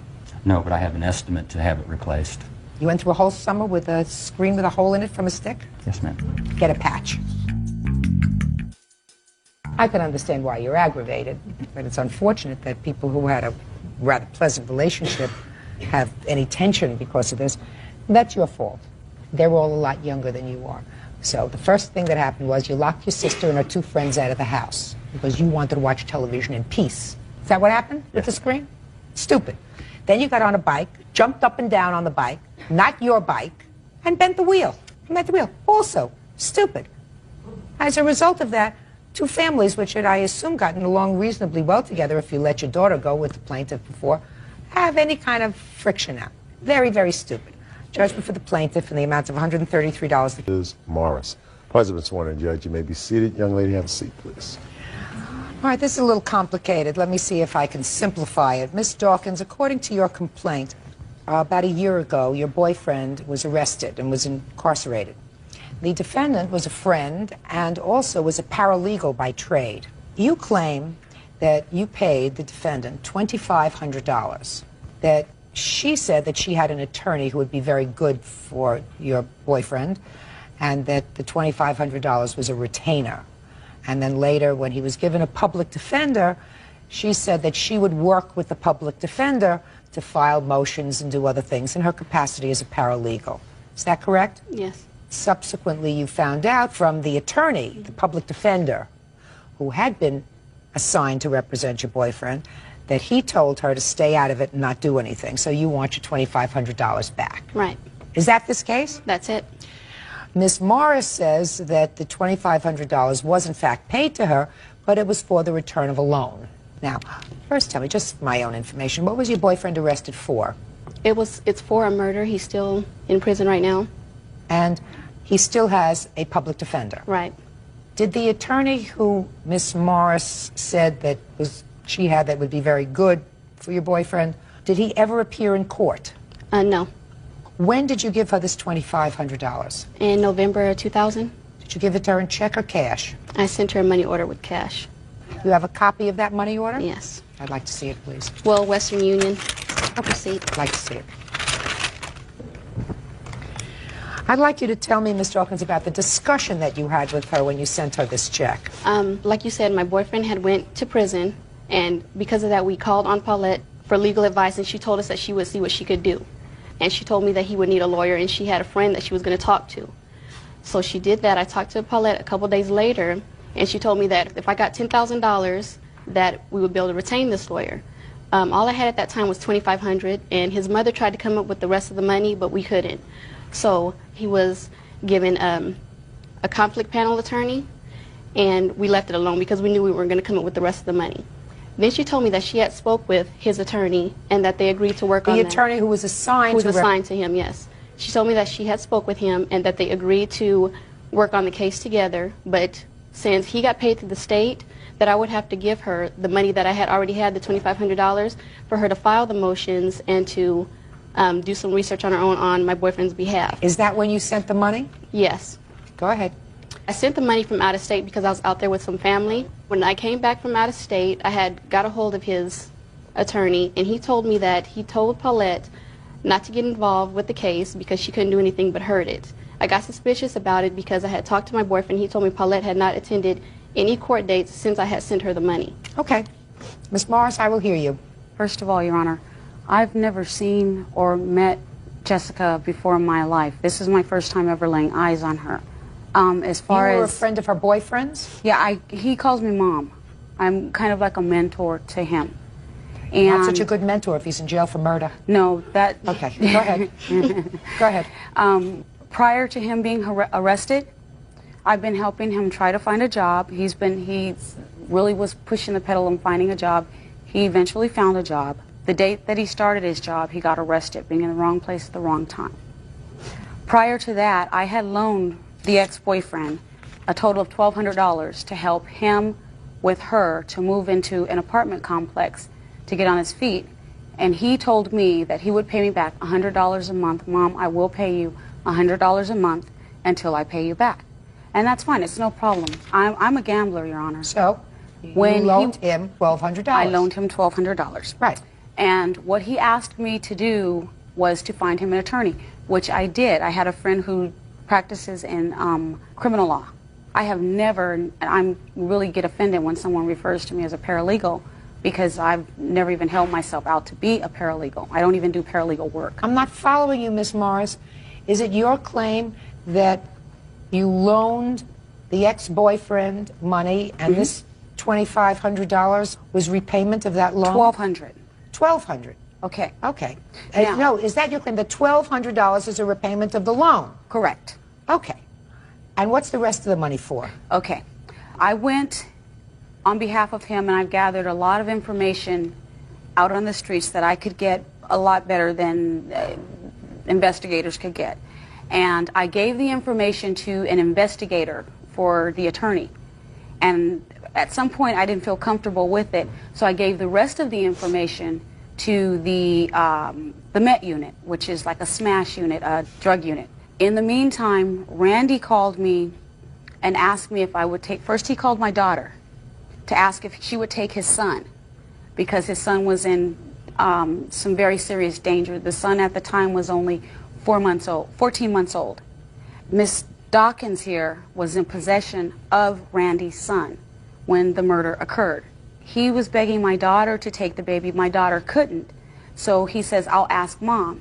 And I told him I would do it for $2,500 until he gets out, because raising a baby is not cheap. They couldn't come up with the full $2,500, so I said, okay, the 12 and the 13, $2,500, I will go ahead and do it. When you get out, him, the ex-boyfriend, and her were supposed to take the baby. Well, it ends up that he's still there. He's not in prison, Your Honor. Where is he? He's in a county jail. He's not been tried. He's not in prison. The He's case in is county still jail. pending. He's whatever. Yeah. He's not free. Right. Where did you get this money from, Miss Dawkins? I had it saved up. And I have a letter. This is your money? Yes. I have a letter from Randy showing exactly why she took the money. It doesn't say anything about a loan that was given to him or... This is the person who was That's incarcerated. in jail, right. Real cases, real people. Judge Judy. Jessica Dawkins says she gave money to her ex-boyfriend's friend, Paulette Morris, so she could retain a lawyer on his behalf. Jessica says Paulette blew the money. Let me tell you the problem with your defense, Miss Morris. Your loan agreement was not with the plaintiff. Your loan agreement, if I believe you, was with a person who was incarcerated. And there is no proof that the person who was incarcerated paid that money, that she paid the money. However, there is, Your Honor. Tell me what that is. The reason I'm being brought here today is because Ms. Dawkins found out that my daughter Kyla here, who was really close friends with Randy, was seeing Randy. She found out about that, and that's when holy hell came about. Her problem is between her and my daughter and Randy. How old is your daughter? My daughter's 19 years old. What do you mean she was seeing Randy? My daughter had a boyfriend at the time. Jessica was with Randy at the same time. They were all kind of hanging out and having fun together. I had no idea that they were seeing each other, you know, other than being friends. Let me ask you this question, Ms. Dawkins. Did you ever have a telephone conversation with the defendant? Yes. When Several. did you have that telephone conversation? I've had several conversations with her. Relative to the $2,500? Probably around June or July that I spoke with her and asked her about the money. What do you mean asked her about what? Because this is when I found out, this is when I had got back and I had spoke with Randy. He told me she had not been to his court dates. Since I gave her the money, he hasn't heard from her. So I had called her up to see what was going on with that money and why she wasn't doing what she promised. And that's when she told me she had the baby, and I have never had custody of Randy's son, ever. Who asked you to send this money? She asked me to send this money to her. Did you speak to Randy first?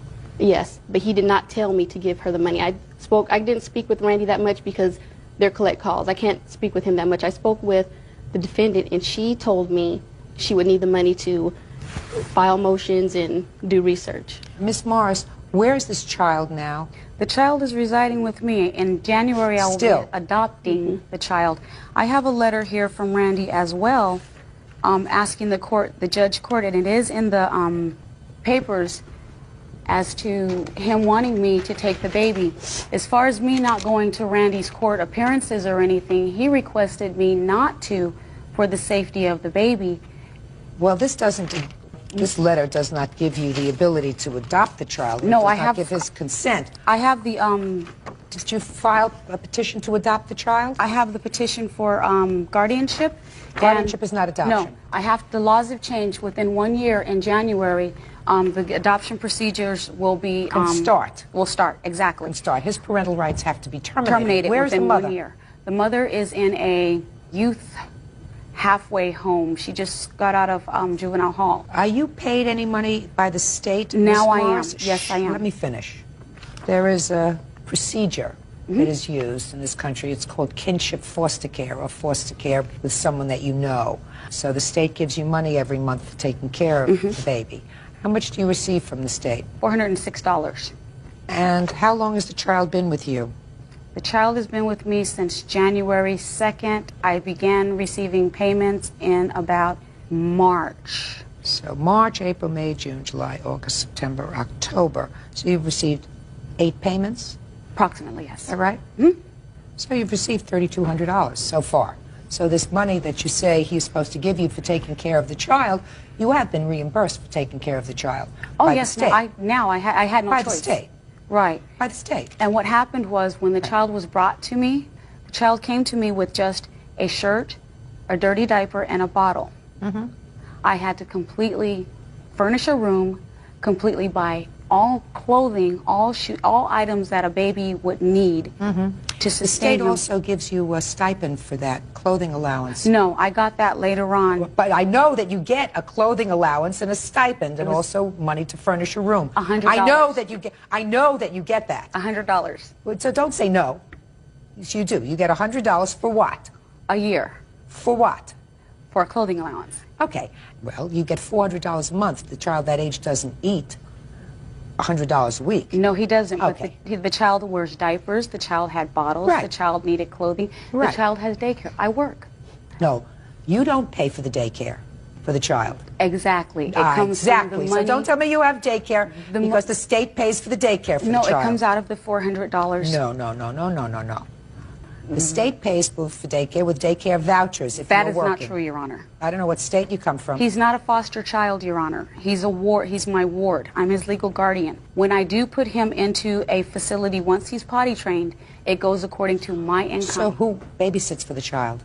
Whoever I can get to babysit for him. Who do you get to babysit for Usually the my child? relatives or some really Right. close friends. Okay. And I also, gotcha. Your Honor, here...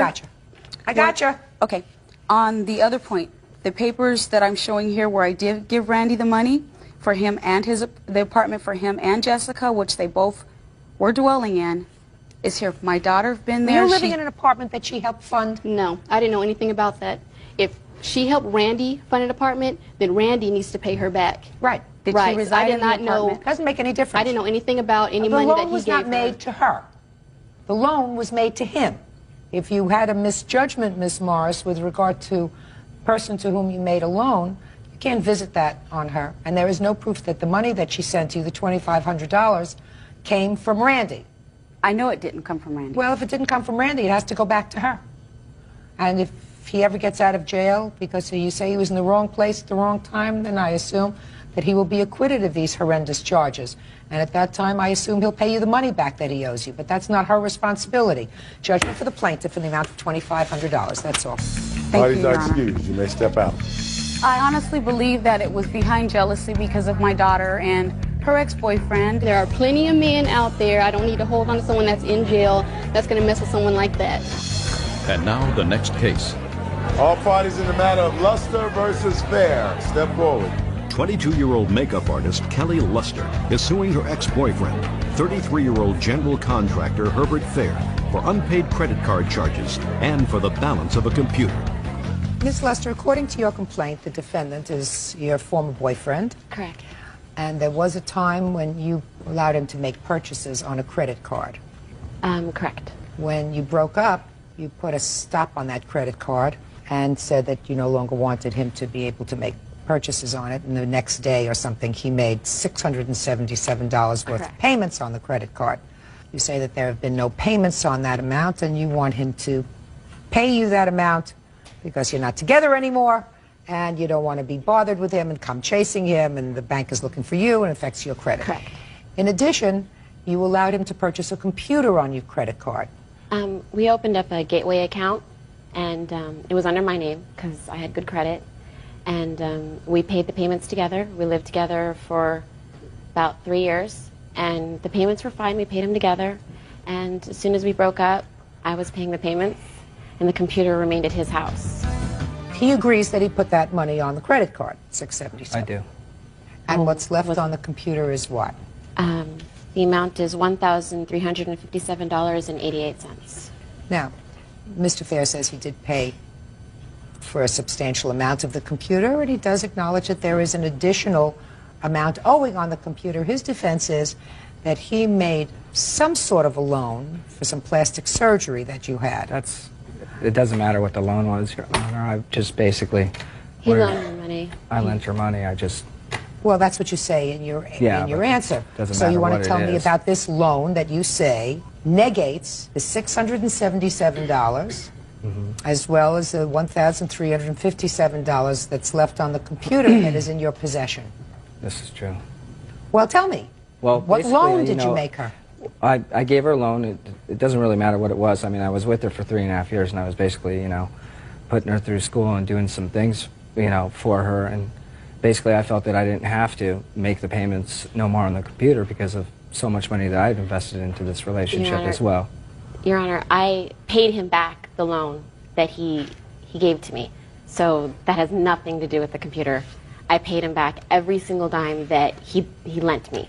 So it has nothing. Did you? Yes. But she was supposed to pay me back, but she didn't pay me back on time. But I still paid him back. He was still paid back. I mean, how much did you borrow from him? I borrowed $3,000 from him, and he was paid back every single dime. Is He that wasn't correct, paid sir? back exactly. I was paid the it time. back, yeah, but not the time that I was told that I was going to be paid back. Were you paid back before you broke up? Yes. So it wasn't an issue. Yeah, so I don't even know why he's even bringing that up. I think he's just using that because he knows that he owes me for these things.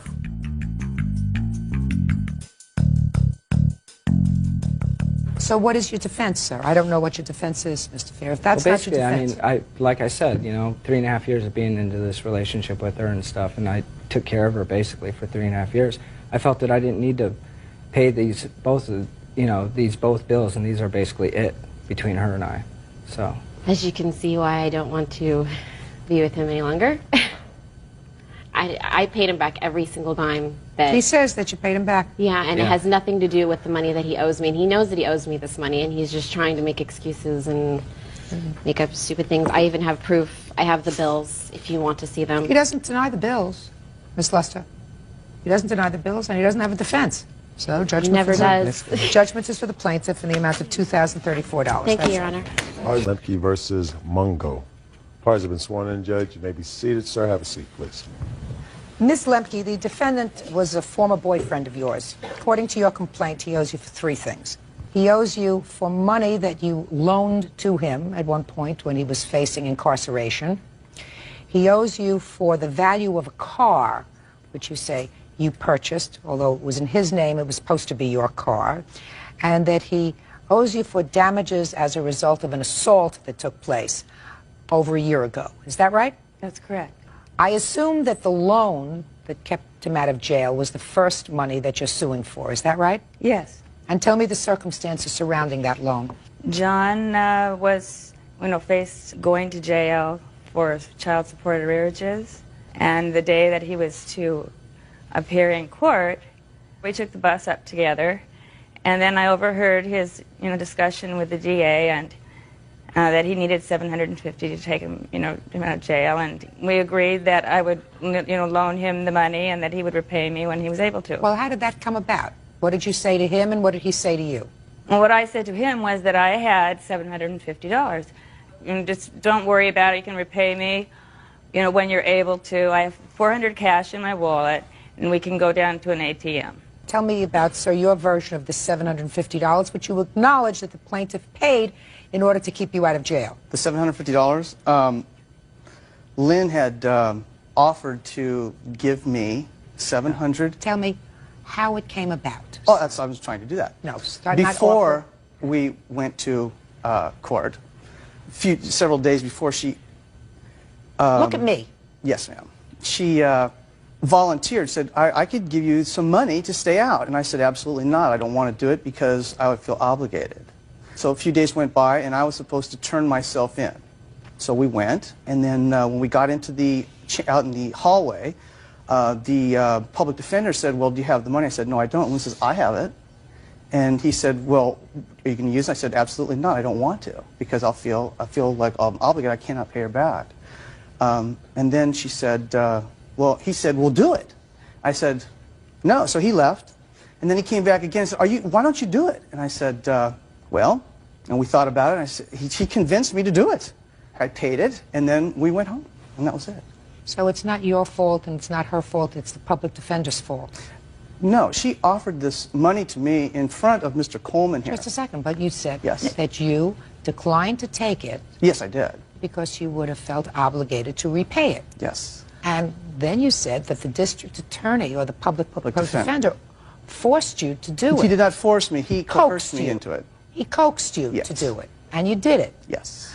And I assume, therefore, that your initial reason for not wanting to take the money in the first place still held true, that you would have felt obligated to repay it. That's what you just told me. That's correct.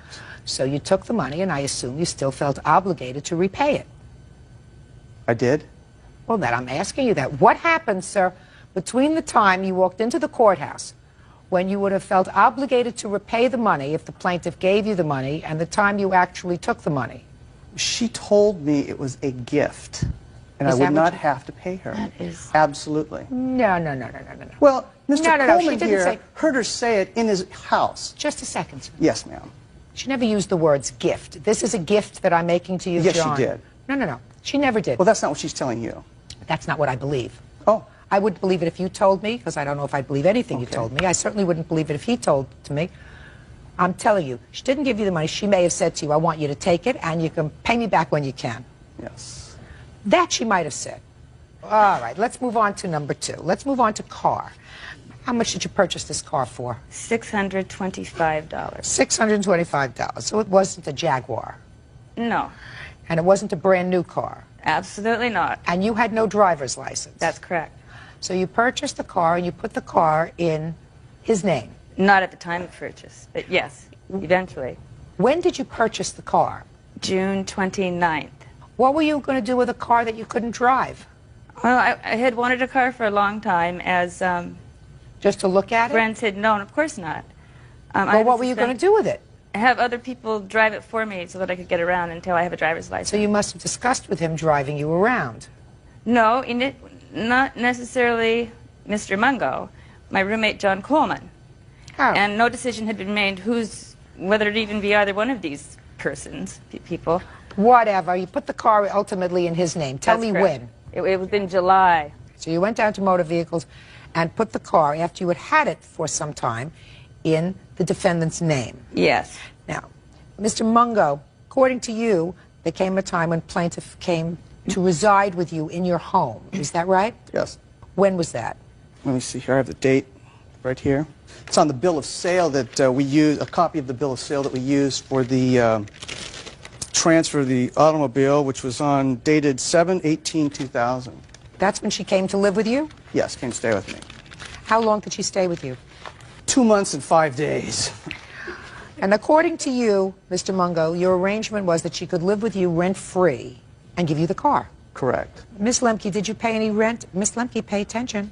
No, I did not, and I do not remember that document at all. Should look at me. Could you look at me? Oh, I beg your pardon. And was it about the time you went to live with him because you had problems with your old roommate? That's why you Well, he moved out. locked me out of the house, Your old roommate locked you out of the house. Yes. And you went to live with Mr. Mungo. And at the same time that you went to live with Mr. Mungo, was that the time you went down to Motor Vehicles and transferred the title to the car to his name? That's what he says. No, when I went to live with Mr. Mungo, I was only going there for some place to sleep the night I was locked out. But you stayed for 2 months. That's correct, and I contracted bronchitis, had severe pneumonia in All the time August. you were in Mr. Mungo's house. Yes, I was. And you did not pay any rent. While I was taking care of him. You did not pay any rent. No, but I bought food and whatever, yeah. You did no, not pay I any- paid no rent, no. Oh. And he took care of you when you were sick? No. Who took care of you? I took care of myself. Okay. Let's get to item number 3. Tell me about this alleged assault. When did it take place? September 11th. What happened on September 11th? I mentioned something about the car, the subject I would avoid because of his fiery temper whenever the subject came up. There'd been a lot of verbal abuse. So you started to talk about the car. He didn't want to talk about the car. He ran from the back of his house in a fiery rage and punched me as a boxer's punch right here. Real cases, real people. Judge Judy. Lynn Lemke says ex-boyfriend John Mungo owes for an unpaid loan and the return of a car. Lynn also claims John charged her in a fiery rage and punched her. Do you have a police report? The police said that a police report could not be issued. Police issue a police report when there's an assault. Do you have any photographs of your injuries as a result of the assault? Yes, I do. Can I see them, please? That was a couple weeks later. This is about 5 weeks later. 6 maybe.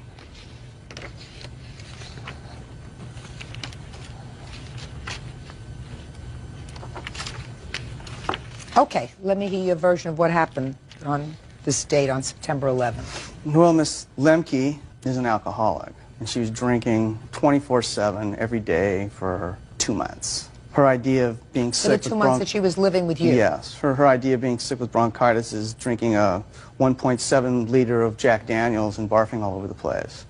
I had my son at my house. He was, I believe, 3 years old, and she was told when he's around and you're drinking, please do not talk to him and leave him alone. We were in the bathroom, and she came in and she grabbed me by the arms. She was shaking me and screaming at me, and I could see the fillings in her teeth. And I broke loose from her, and I went outside. And before I went outside, my little boy was hitting her on the leg like this, saying, stop. He could see that there was this anger, and it was getting him upset. So we went outside, and my little boy kept trying to protect me, and then she went to grab him, and as she grabbed him, he kind of turned upside down, and she spiraled down into the brick fence, and he kind of kicked her in the face. And oh my God, that's an outright lie. Basically, I just was horrified. I said, "Oh, you've got to go." I didn't want her to be there anymore, and she kept wondering. I don't know why she was there in the first place, sir. She was there because she was so combative with John. He couldn't have her living at his house anymore. He locked her out. So she had other places to go. She could rent a room someplace. Go Yes, to she why? could. So why was she living with you, sir? You're telling me she's an alcoholic. You had I your wanted my 3-year-old car son. back. I think she was crazy mad in love with me, to tell you the truth. Well, We were having a torrid love affair. You were having a torrid love affair At times. with somebody who you say was a complete alcoholic? When you have a torrid love affair with someone who is blind on Jack Daniels for 2 straight months. How? Yeah. It's not hard. Not for you, maybe. Not for you, maybe. Okay. What happened as a result of this assault? Were you ever contacted by the police? Police, well, when after this happened, I picked, my son was supposed to go home to his mother. I spent the night over there. I didn't want to come back home. And apparently the police came out, and the policeman said, I think, ma'am, you must have fallen off the porch and hurt yourself. Don't tell me what the police said to her. Well, he was there to hear it. This is unbelievable. Okay. Hearsay? Hearsay. Oh, This okay. is. Okay. Oh, yes. You're despicable. Thank you. Excuse me. Thank you very much. Excuse me. Excuse me.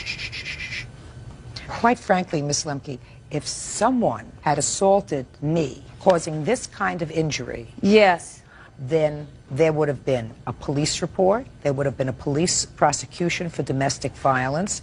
Mm-hmm. 2 weeks later, I went to jail for domestic violence, Your Honor. And I cannot understand, madam, why you would not follow up on this case that happened over a year ago. Why? I've been sick for months. Okay, you're going to get your $750 bail money back. You are not going to get your car back because I do believe Mr. Mungo, and believe me, it was a real stretch because it's hard to believe him about a lot of things. I do believe that he agreed to have you live there rent-free in exchange for this $625 car that you had put in his name anyway. As far as your request for damages with regard to the assault, I am not quite sure how this happened. And it is quite possible that you were, in fact, intoxicated at the time, and you're not sure how it happened either. So this is the judgment of the court. You keep the car, and you give her $750 for the bail money. You got me? Good. That's all. Parties are excused. You may step out. Lady Smirnoff? He bought alcohol for me. I think she's still in love with me, and she just wants to have some type of contact. In fact, he had stated he liked me better drunk than sober because he wanted anything from me. And now the next case. All parties on Astuto versus Curley, step forward, please. 23-year-old secretary Joan Astuto is suing her ex-fiancé, 25-year-old tile setter Sean Curley, for half the cost of a wedding that never happened. Mrs. Studo, according to your complaint, you had a long relationship with the defendant, spanning a little over 5 years. Yes. You have a child together. Yes. And at some point you decided to get married. He proposed and gave you a ring. Yes. I picked it out. I put down 80 towards it, and he put the rest. Okay, how much was the ring? It was a little over $200. I put down 156. Okay. And then there came the time when you started to plan the wedding. Mm-hmm. And you put some money down on various things for the wedding. A hall, a DJ, all totaling about $700. And then in September you decided this was not going to work out. You called off the wedding and moved out, right? Yes, ma'am. What did you put the money down on? The reception hall at the Spartan Manor, How much was that? $600. Yeah. and 95 towards the DJ. Who was going to pay for the wedding? We were both, but I put down the money for the DJ. And Tell me the discussion that you had. Well, I discussed on where to have it, and we agreed at the Spartan Manor, and then we went together to the reception site and put down the deposit. Okay, and how come you put down the deposit? Because I was the one who had the money. I didn't have the lump sum of $600 to put down at the time. At the time? Yes, ma'am. And what about the DJ? I told him how I was booking that DJ, and he agreed. I don't remember anything like that. How did you think this wedding was going to get paid for? Very slowly. What do you mean very slowly? What does that mean? Basically... Don't look down. Look up at me. Okay. Sorry, ma'am. Week for week until it was paid off. The $600 was a down payment, and then they wanted payment after that every week, and I would have to pay that. Oh, that's perfect. So it was your intention, Mr. Curley, despite your answer, that you intended to pay for this wedding together. Yes, ma'am. So why don't you think you are at least partially responsible for the down payments that she put down? She kept the engagement ring. Did you keep the engagement ring? Yes. Oh, well, he has to be given credit for that. Why didn't you give it back to him? Because he left. So what? I also paid $80 for that wedding ring. Okay, but he paid $156, right? Or how about I just give him his ring back? Oh, fine. Where is it? I can do that. It's at my house. Oh, it's easier. So I don't have to deal with that later. We'll just take off the $156. The entire cost that you put down was $700. Half of that would be $350. So that's $194. I also left my house, gave it to her, $48,000, fully furnished. We have a child together, and I left them two in the house. How much equity is there in the house? Nothing. We just bought it a year ago. How much of a down payment did you put down? A little over $1,000. So you didn't leave her with a $48,000 house, you left her with a $47,000 debt. You have a daughter together? Yes, ma'am. Paying child support? Yes, ma'am. How much? I pay, right now it's not court ordered, but I'm paying $88 every week. We do have a court date for that in a couple weeks to determine child support. And do you visit with your daughter regularly? No. I haven't seen her since Christmas Day of 2000. Why is that? She has not let me see her. Why is that? I've told him he can come to the house and pick her up, and he refuses. I've had threats from her house. You know, I've done in the last Just a 5 second. years for Just a him second. enough. I am, you know, I'm not his mother. I don't want to be his mother anymore. I'm not interested in whether you want to be his mother anymore. So you say that you've told him that he can come to the house and pick up your numerous daughter. times. What does he want you to do? He says no. He says to meet me at the police station. This weekend I called him to meet him at the police station. I talked to his girlfriend and argued with her on the phone. Just a second. So he was smart and he indicated to you, just meet me for pickup and delivery at the police station. If he's afraid of some altercation that might take place when he comes to pick up the child in your home, then usually when I was full-time sitting family court judge, I would make pickup and return in some neutral place where there were people around so that would avoid confrontation between two people who don't get along. So picking up and returning the child at the police station is a very good idea. Judge Judy continues in a moment. He has to see his daughter. You have absolutely no right to keep the child from him. None.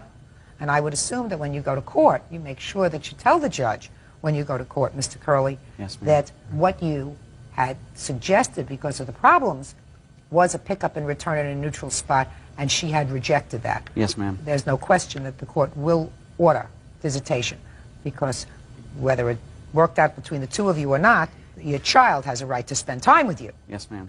So judgment is for the plaintiff in the amount of $194. That's all. Part 61 on the calendar in the matter of Decker versus Moore. Parties have been sworn in, Judge. You may be seated. Folks, have seats, please. Mrs. Decker, the defendant's dog bit your son on the face. Yes. The defendant does not deny that her dog bit your son, but her defense is that you failed to supervise your son, and that's really why he was bitten. Is that right? Yes. Okay. When did this happen? On September 9th. Where were you? We were at Riverside Park in Grand Rapids at a Indian powwow. How large is this powwow? How many people attend the powwow? A couple hundred. Was it crowded? Fairly. What time did it happen? Approximately between 3 and 3:30 in the afternoon. Where was your son? We had gotten back with food, and he was about 5 feet behind me. We were sitting in the booth. What booth? My friend's stepfather owns a jewelry booth, and then her mother has a candy booth, and we were with them. Who was watching your son? He was amongst all the other kids. How many other kids? 4. You didn't see this attack? No. How old is he? 5. Is he smart 5? Yeah. Okay. What's your name? Connor. Connor. Connor, would you come and sit up here for me? Because I can't see you over that high table. Can you get up there? Here we go. Hi, Connor. Do you know who I am? You know my Judy. Right. Do you know what my job is? Do you know that you're in a court? Do you know what happens in a court? Did your mom tell you? No. Well, let me tell you. In a court, 2 people have a disagreement, and I'm supposed to make a decision as to who's right and who's wrong. You understand that? So it's very important that the people who tell me things in court tell me only the truth. Mm-hmm. You know what the truth is? Yeah. People tell the truth. Hopefully, they always tell the truth. Do you always tell the truth? Do you remember when you were at the powwow in Riverside Park? Remember that day? Do you remember the day you got bitten by the dog? Yeah, it did. It did what? Bit me right here. Do you remember what the dog looked like? Don't remember. That's maybe a good thing. He does. Was it a big dog or a little dog, Connor? Big. Did you go up to the dog to pet it? Yeah. And what happened when you went up to the dog to pet it? Her asked me if I wanted to pet it, and I said yes. And Who asked you? the lady, and I said yeah, and I said it to pet it, and it bit me. So the lady asked you if you wanted to pet it. Did any of the other children want to pet the dog? Shane did, and it bit him. It didn't. Show me where the dog bit you, Connor. Right here, and can't really see that one. Did the lady who had the dog help you after the dog bit you? Who came to help you? My mom. All right, Connor, you can go and sit down over there. Okay. What happened immediately after your son was bitten? When I heard him scream, I got up. I had put my food down, turned around. Somebody was holding him. I don't know if it was the defendant or my friend's mother. I wasn't even paying attention. I immediately grabbed him. Somebody was handing me paper towel, and I was going for first aid. And I saw out of the corner of my eye the defendants headed towards the parking lot with the dog. What kind of dog was it? A white Malamute. That's a pretty big dog. Yes. Connor went to the hospital? Yes. And what happened at the hospital? We waited for approximately 5 hours, and then they sedated him and gave him 9 stitches in the face. Did you have consultations with plastic surgeons with regard to the scar on his face? They do not want to see him until the scars are at least 6 months old. Now I'll hear your version of the story. We were at the Indian powwow the 9th of September. My friend Wolf Runner and his wife had booths. There are thousands of people there. It's a very large Indian gathering. So it's very crowded? Very, very noisy. A lot of people coming and going. We were behind his booth. The 3 children that were together, my friend Wolf Runner introduced to me as his grandchildren. Connor being one of them, and the other boy being another, and there was one other. I don't know his name. There were a lot of other dogs there? Quite a few, on leashes, just like mine. We kept mine by the booth. The little boy, brother, had pet the dog. I was sitting right there. The dog was on his haunches, sitting. Not a problem. We were very careful. He is a big puppy. He's still a puppy. How old is he? He's a 1.5 years old. I have pictures. I'd like to see the picture. Okay.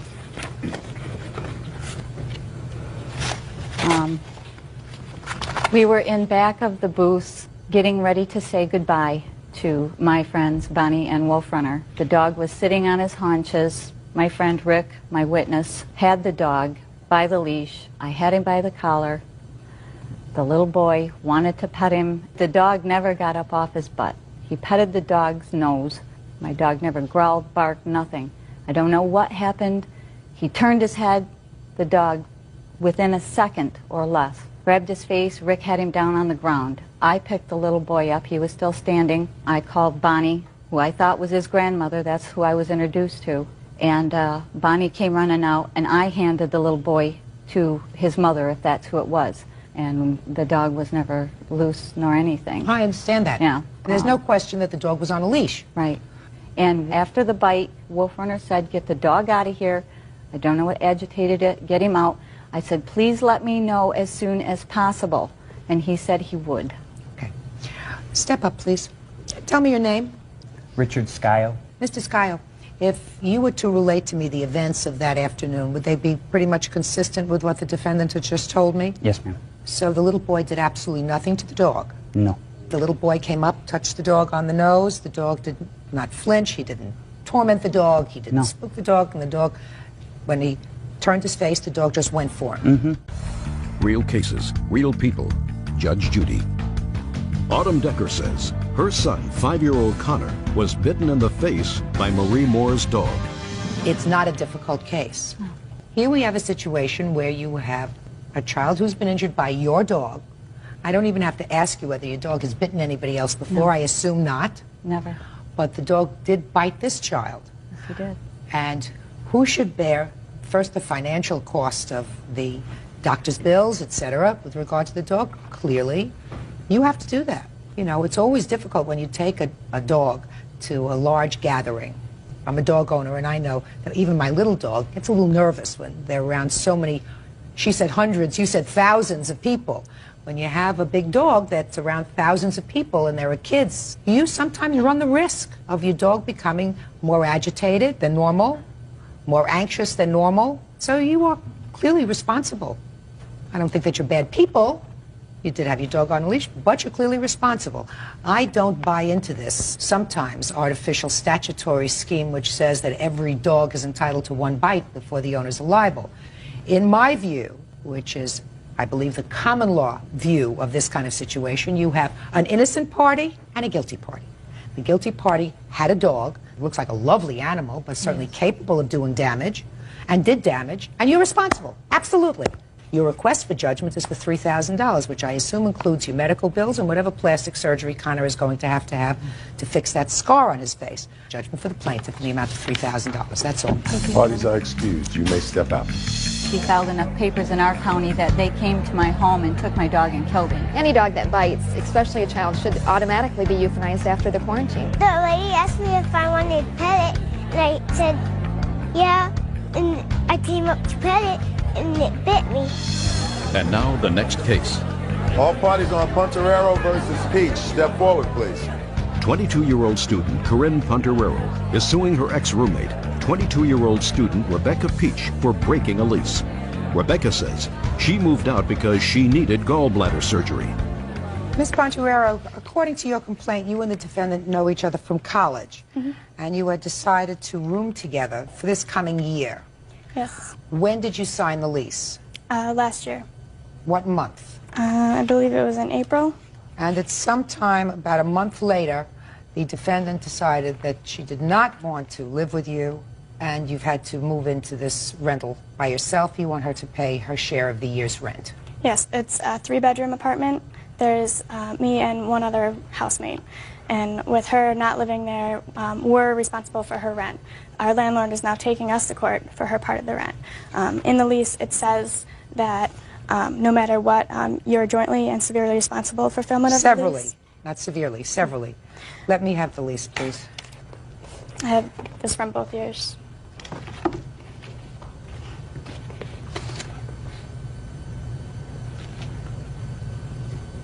Okay.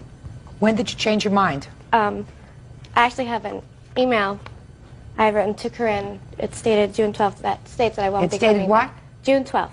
Okay, you changed your mind June 12th. It wasn't so much changing my mind. I was very ill. Corinne and I were disagreeing. It was not a very good living environment for myself. And I have doctors, notes, everything. It was impossible for me to come back to school. So then what did you do to try to get a new roommate? With me being sick, it was hard. What were you sick with? I had my gallbladder taken out 2 years ago. I vomit a lot. I throw up a lot. That's why I had written her the email to let her know that I won't be back, that I'm going to need help with this. Let me see the email. I have it highlighted of where I said I wasn't going to be back.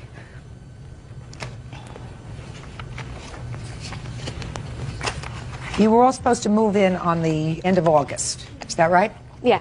And according to this lease, the landlord wanted payments for the rent in two parts, $4,000 in the beginning of one semester, and then in the spring semester, another $4,000. The spring semester doesn't start until when? February, March? January. January. And what you're suing her for is really 1/3 of the entire lease. Is that right? Yes. I don't know about this vacuum cleaner and television set. Your Honor, I also have an email dated June 12th also. She never said anything about being sick. She never gave me that reason. We were fighting. I didn't feel the reason. I need to explain myself. Well, it's a rather nasty email, and it seems to me a lot of other things going on other than just your former gallbladder condition, Ms. Peach. You had an obligation to try to locate a third roommate to take over your obligation under the lease. I understand that. You have an obligation to what they call ameliorate your damages, which means you too have to make an effort to locate a third roommate.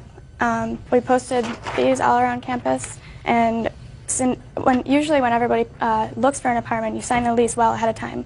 Right now, everybody in school already has signed leases for their living arrangements next year. So finding a roommate now is next to impossible because everybody already has their apartments. Well, at this point, yes, but probably not in June, and certainly not for the spring semester.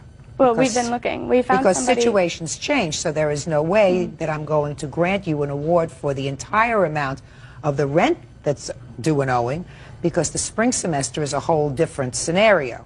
Having had kids in school, I know that after a few months in college, situations change. And kids say, I don't like living with you, and I don't like living with you. I'm going to look for a new roommate. You make new friends, so you can find yourself in a position of filling up that third bedroom, which I'm sure you use now occasionally anyway. You have visitors come up and they use that room? Actually, it's pretty empty. It's not what I asked you. I said, do you sometimes have visitors, friends come up and use that room? Parents, anybody Not that else? room, no. They don't use that room. It just stands as a shrine to the defendant. What's next? If I may interject for a second. Sure. The TV we had bought together, I had left her half the money for it when I moved out in the summertime.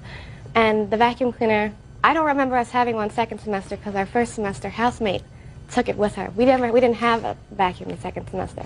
Well, that's what some of the other things she's suing for, a vacuum cleaner and a television set. I had gotten a phone call from the Fredonia Police Department about me stealing a television and a vacuum cleaner. Now, when I went up to school, I made sure nobody was there. I took all of my stuff out, left her half the money for the TV we bought together, which was $60. And did you take the TV? And I took the TV with me.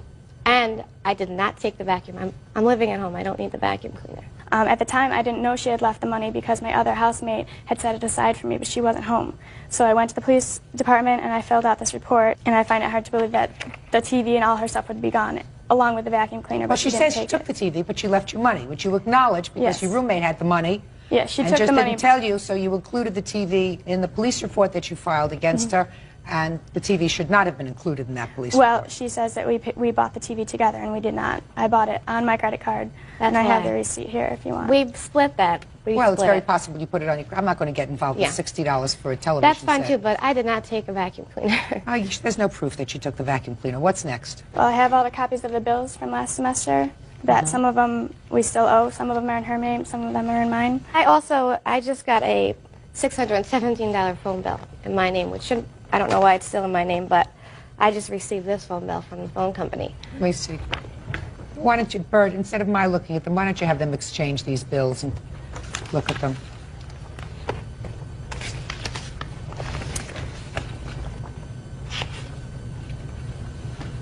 Your Honor, I acknowledge these bills. Good. What I want to say is that I never received them to pay them. Okay, so there are $624.17 in bills that she says that you owe from last semester, and you got a phone bill for $600. And $17, yes. Right? Actually, all these numbers are her numbers. They're all in Long Island. They're all West Palm Beach. There's Buffalo and there, Williamsville from her town. So well, I will be glad to go through them and find out which ones are mine, but the vast majority of them are from hers. Let me see.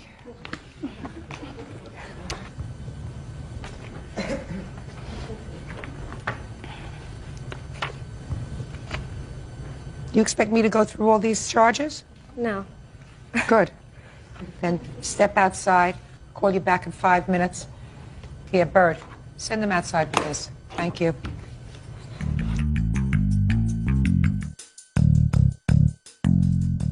Okay, so who was Talkie Sally? Well, I went over the long distance bills, highlighted what I owe, everything from the Buffalo and Buffalo area, and I owe $9.30. Is that right? I guess so. I didn't really look at it. What do you mean? She had the calculator. I was. All right, so let me see the entire phone bill, please.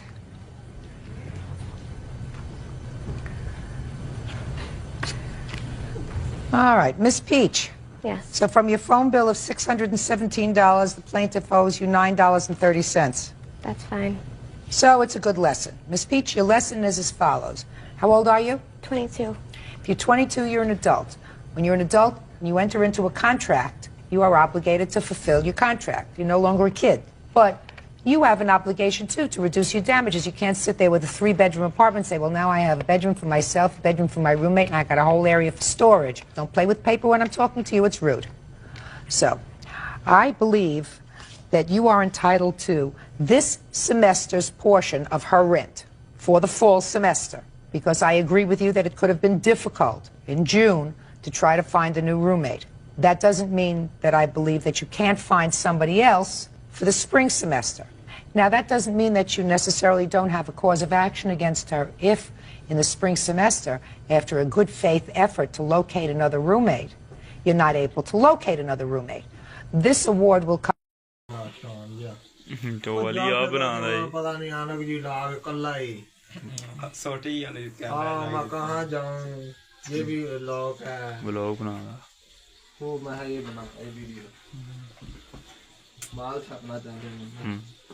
ਚੱਲ ਹੀ ਜਾਂਦਾ ਉਹ ਤਿੰਨ ਪੱਤੀ ਵਾਲੀ ਨਾਲ ਵਿੱਚ ਚੱਲੀ ਗਏ ਨੇ ਤਿੰਨ ਪੱਤੀ ਦਾ ਤਾਂ ਪਤਾ ਹੀ ਨਹੀਂ ਲੱਗਦਾ ਕੁੜੀ ਹੋਵੇ ਉਹ ਕਿਧਰ ਨੂੰ ਚਲੇ ਜਾਏ ਭਾਈ ਇਹਦੇ ਚ ਬੰਦਾ 700-800 ਰੁਪਏ ਆਮ ਕਰ ਸਕਦਾ ਮਤਲਬ ਸਕੂਨ ਨਾਲ ਜ਼ਿਆਦਾ ਰਿਸਕ ਨਾ ਲਵੇ ਕੀ ਕਰੇ 1.5x ਚੁੱਕ ਲਵੇ 1.5x ਉੱਤੇ ਜਾਣ ਹੀ ਨਾ ਦੇਵੇ ਇਹਦਾ ਇਹ ਫਾਇਦਾ ਹੈ ਕੁੜੀ ਆ ਨਾ ਵੀ ਕੁੜੀ ਇੱਕ ਵਾਰ ਦੋ ਵਾਰ ਤਾਂ ਮੇਰੇ ਕੋਲ ਨਿਕਲ ਹੀ ਗਿਆ ਜਾ ਇੰਡਸਟਰੀ ਬ੍ਰਾਂਚ ਹਾਂਜੀ ਲਾਈ ਇੱਕ ਮੈਂ ਦਸਤੀ ਉੱਡ ਵੀ ਜਾਂਦਾ ਆਹੋ ਡਿੱਗ ਪੈਂਦਾ 2 ਵਾਰੀ ਹੋਇਆ ਮੈਂ ਚਲੋ ਕੋਈ ਗੱਲ ਨਹੀਂ ਉਹ ਮੈਂ ਕਰ ਲੈਣਾ ਮੈਂ ਤਾਂ ਪੈਸੇ ਪੂਰੇ ਨੂੰ ਕੁੜੀ ਆ ਹੋ ਜਾਂਦੇ ਨੇ ਯਾਰ ਛਬਰੀ ਨਾ ਹੁਣ ਕੀ ਪਤਾ ਕਰਦੇ 1.5x 2x ਦਸਤੀ ਚੁੱਕ ਦਿੰਦਾ ਇਹ ਤਿੰਨ ਕਿੰਨੀ ਪਾਵੇਗਾ ਇੱਕੋ ਰੰਗੇ ਇਹ 1.5x 2x ਚੁੱਕ ਦਿੰਦਾ ਇਹ ਰਿਕਸ ਹੀ ਨਹੀਂ ਲੈਂਦੇ 3 4 2 ਤੇ ਨਹੀਂ ਜਾਂਦੇ ਹੀ ਨਹੀਂ ਇਹ 1.5 ਦੇ ਇਹ 16 ਹੁੰਦੇ ਨਾ 16 ਨਾਲ 32 ਹੁੰਦੇ ਨੇ ਨਾ ਦਸਤੀ ਕੱਟ ਚੁੱਕ ਲੈਂਦੇ ਨੇ ਨਹੀਂ ਮੈਂ ਨਾ ਉਹ ਮੈਨੂੰ ਇਹਦੀ ਸਮਝ ਆ ਤਕਰੀਬਨ ਹੈਗੀ ਹੈ ਭਾਈ ਉਹਨਾਂ ਟਾਈਮ ਨੋਟ ਕੀਤਾ ਹੈ ਨੋਟ ਟਾਈਮ ਚੱਲਦੀ 9:21 3-4 ਲਾਉਂਦੀਆਂ ਨੇ ਜਦੋਂ 2-3 ਲੰਘਦੀਆਂ ਨਾ ਉਦੋਂ ਥੋੜਾ ਜਿਹਾ ਟਾਈਮ ਲਾਉਂਦੀ ਉਹਦੇ ਤੁਸੀਂ ਲੈ ਲਓ ਥੋੜਾ ਜਿਹਾ ਰਿਸਕ ਲੈਂਦੇ ਨੇ ਦਸਤੀ ਚੁੱਕ ਯਾਰ ਇਹਨਾਂ ਨਾ 8-9 ਦਿਨ ਹੋ ਗਏ ਟਾਈਮ ਨੋਟ ਕਰਦੇ ਪਏ ਨੇ ਕਿ ਕਿਸ ਟਾਈਮ ਗੇਮ ਚੱਲਦੀ ਆਹੋ ਭਾਈ ਤੇ ਉਹ ਤਕਰੀਬਨ 9 ਵਜੇ 21 ਮਿੰਟਾਂ ਦੀ ਗੇਮ ਤੋਂ ਵੇਖੀ ਉਹਦੇ ਵਿੱਚ 21 ਮਿੰਟਾਂ ਦੇ ਵਿੱਚ ਨਾ ਅਗਰ ਤੇਰੀਆਂ 3 ਲੱਗੀਆਂ ਨਾ ਤਿੰਨਾਂ ਦੇ ਵਿੱਚ ਇੱਕ ਤੇਰੀ ਚੱਲਣੀ ਫੁੱਲ 10 ਤੱਕ 20 ਤੱਕ ਚੱਲਣੀ ਹੈ ਉੱਥੇ ਹੀ ਲਾਇਆ ਹੋਣਾ 2000 ਰੁਪਇਆ ਦੋਸਤੀ ਉੱਥੇ ਡਬਲ ਹੁੰਦਾ 1600 ਲੱਗਾ ਇੱਥੇ ਵੇਖੇ ਬੰਦੇ ਲਾ ਨਹੀਂ ਆਪਾਂ ਤਰੀਕੇ ਨਾਲ ਹੁੰਦੇ ਨਹੀਂ ਜ਼ਿਆਦਾ ਲਾਲਚ ਨਹੀਂ ਲੈਣਾ ਯਾਰ ਰੁਪਇਆ 200 ਵੀ ਤੁਸੀਂ ਬਚਾਓ ਨਾ ਤੇ ਤੁਹਾਡਾ ਮਾਰੇ ਜੀਓ ਤੁਸੀਂ ਕਿਹੜੀ ਕਈ ਮਾਰੀ ਲੇਕਿਨ ਜਦੋਂ ਤਜਰਬਾ ਹੋ ਜਾਂਦਾ ਫਿਰ ਬੰਦਾ ਜ਼ਿਆਦਾ ਹੀ ਬਣਾ ਮੈਂ ਨਾ ਲੈਣਾ 3 ਪੱਤੀ ਦਾ ਤਜਰਬਾ ਨਹੀਂ ਸੀ ਤੇ ਮੈਂ 500 ਰੁਪਇਆ ਪਹਿਲੀ ਵਾਰੀ ਗਵਾਇਆ ਮੈਨੂੰ ਬੜਾ ਅਫਸੋਸ ਹੋਇਆ ਕੁੜੀ 500 ਰੁਪਇਆ ਗਵਾ ਮੈਂ ਅੱਛਾ ਮੈਂ ਹੋਰ ਪਾਇਆ 1000 ਰੁਪਇਆ ਉਹ ਮੇਰਾ ਫਿਰ ਮੈਂ 1000 ਤੋਂ ਮੈਂ 2500 ਕਰਕੇ ਨਾ ਮੈਂ ਕੱਢ ਕੇ ਗੇਮ ਡਿਲੀਟ ਕਰ ਦਿੱਤੀ ਚੰਗਾ ਕੀਤਾ ਏ ਯਾਰ ਨਾ ਉਹ ਨਹੀਂ ਉਹ ਕੁੱਤਾ ਖਾਉਂਦੇ ਨੇ ਭਾਈ ਇਹ ਵਜ੍ਹਾ ਬਲਕਿ ਇਹ ਪੈ ਜਾਂਦਾ ਲਾਲਚ ਪੈ ਜਾਂਦਾ ਆਹੋ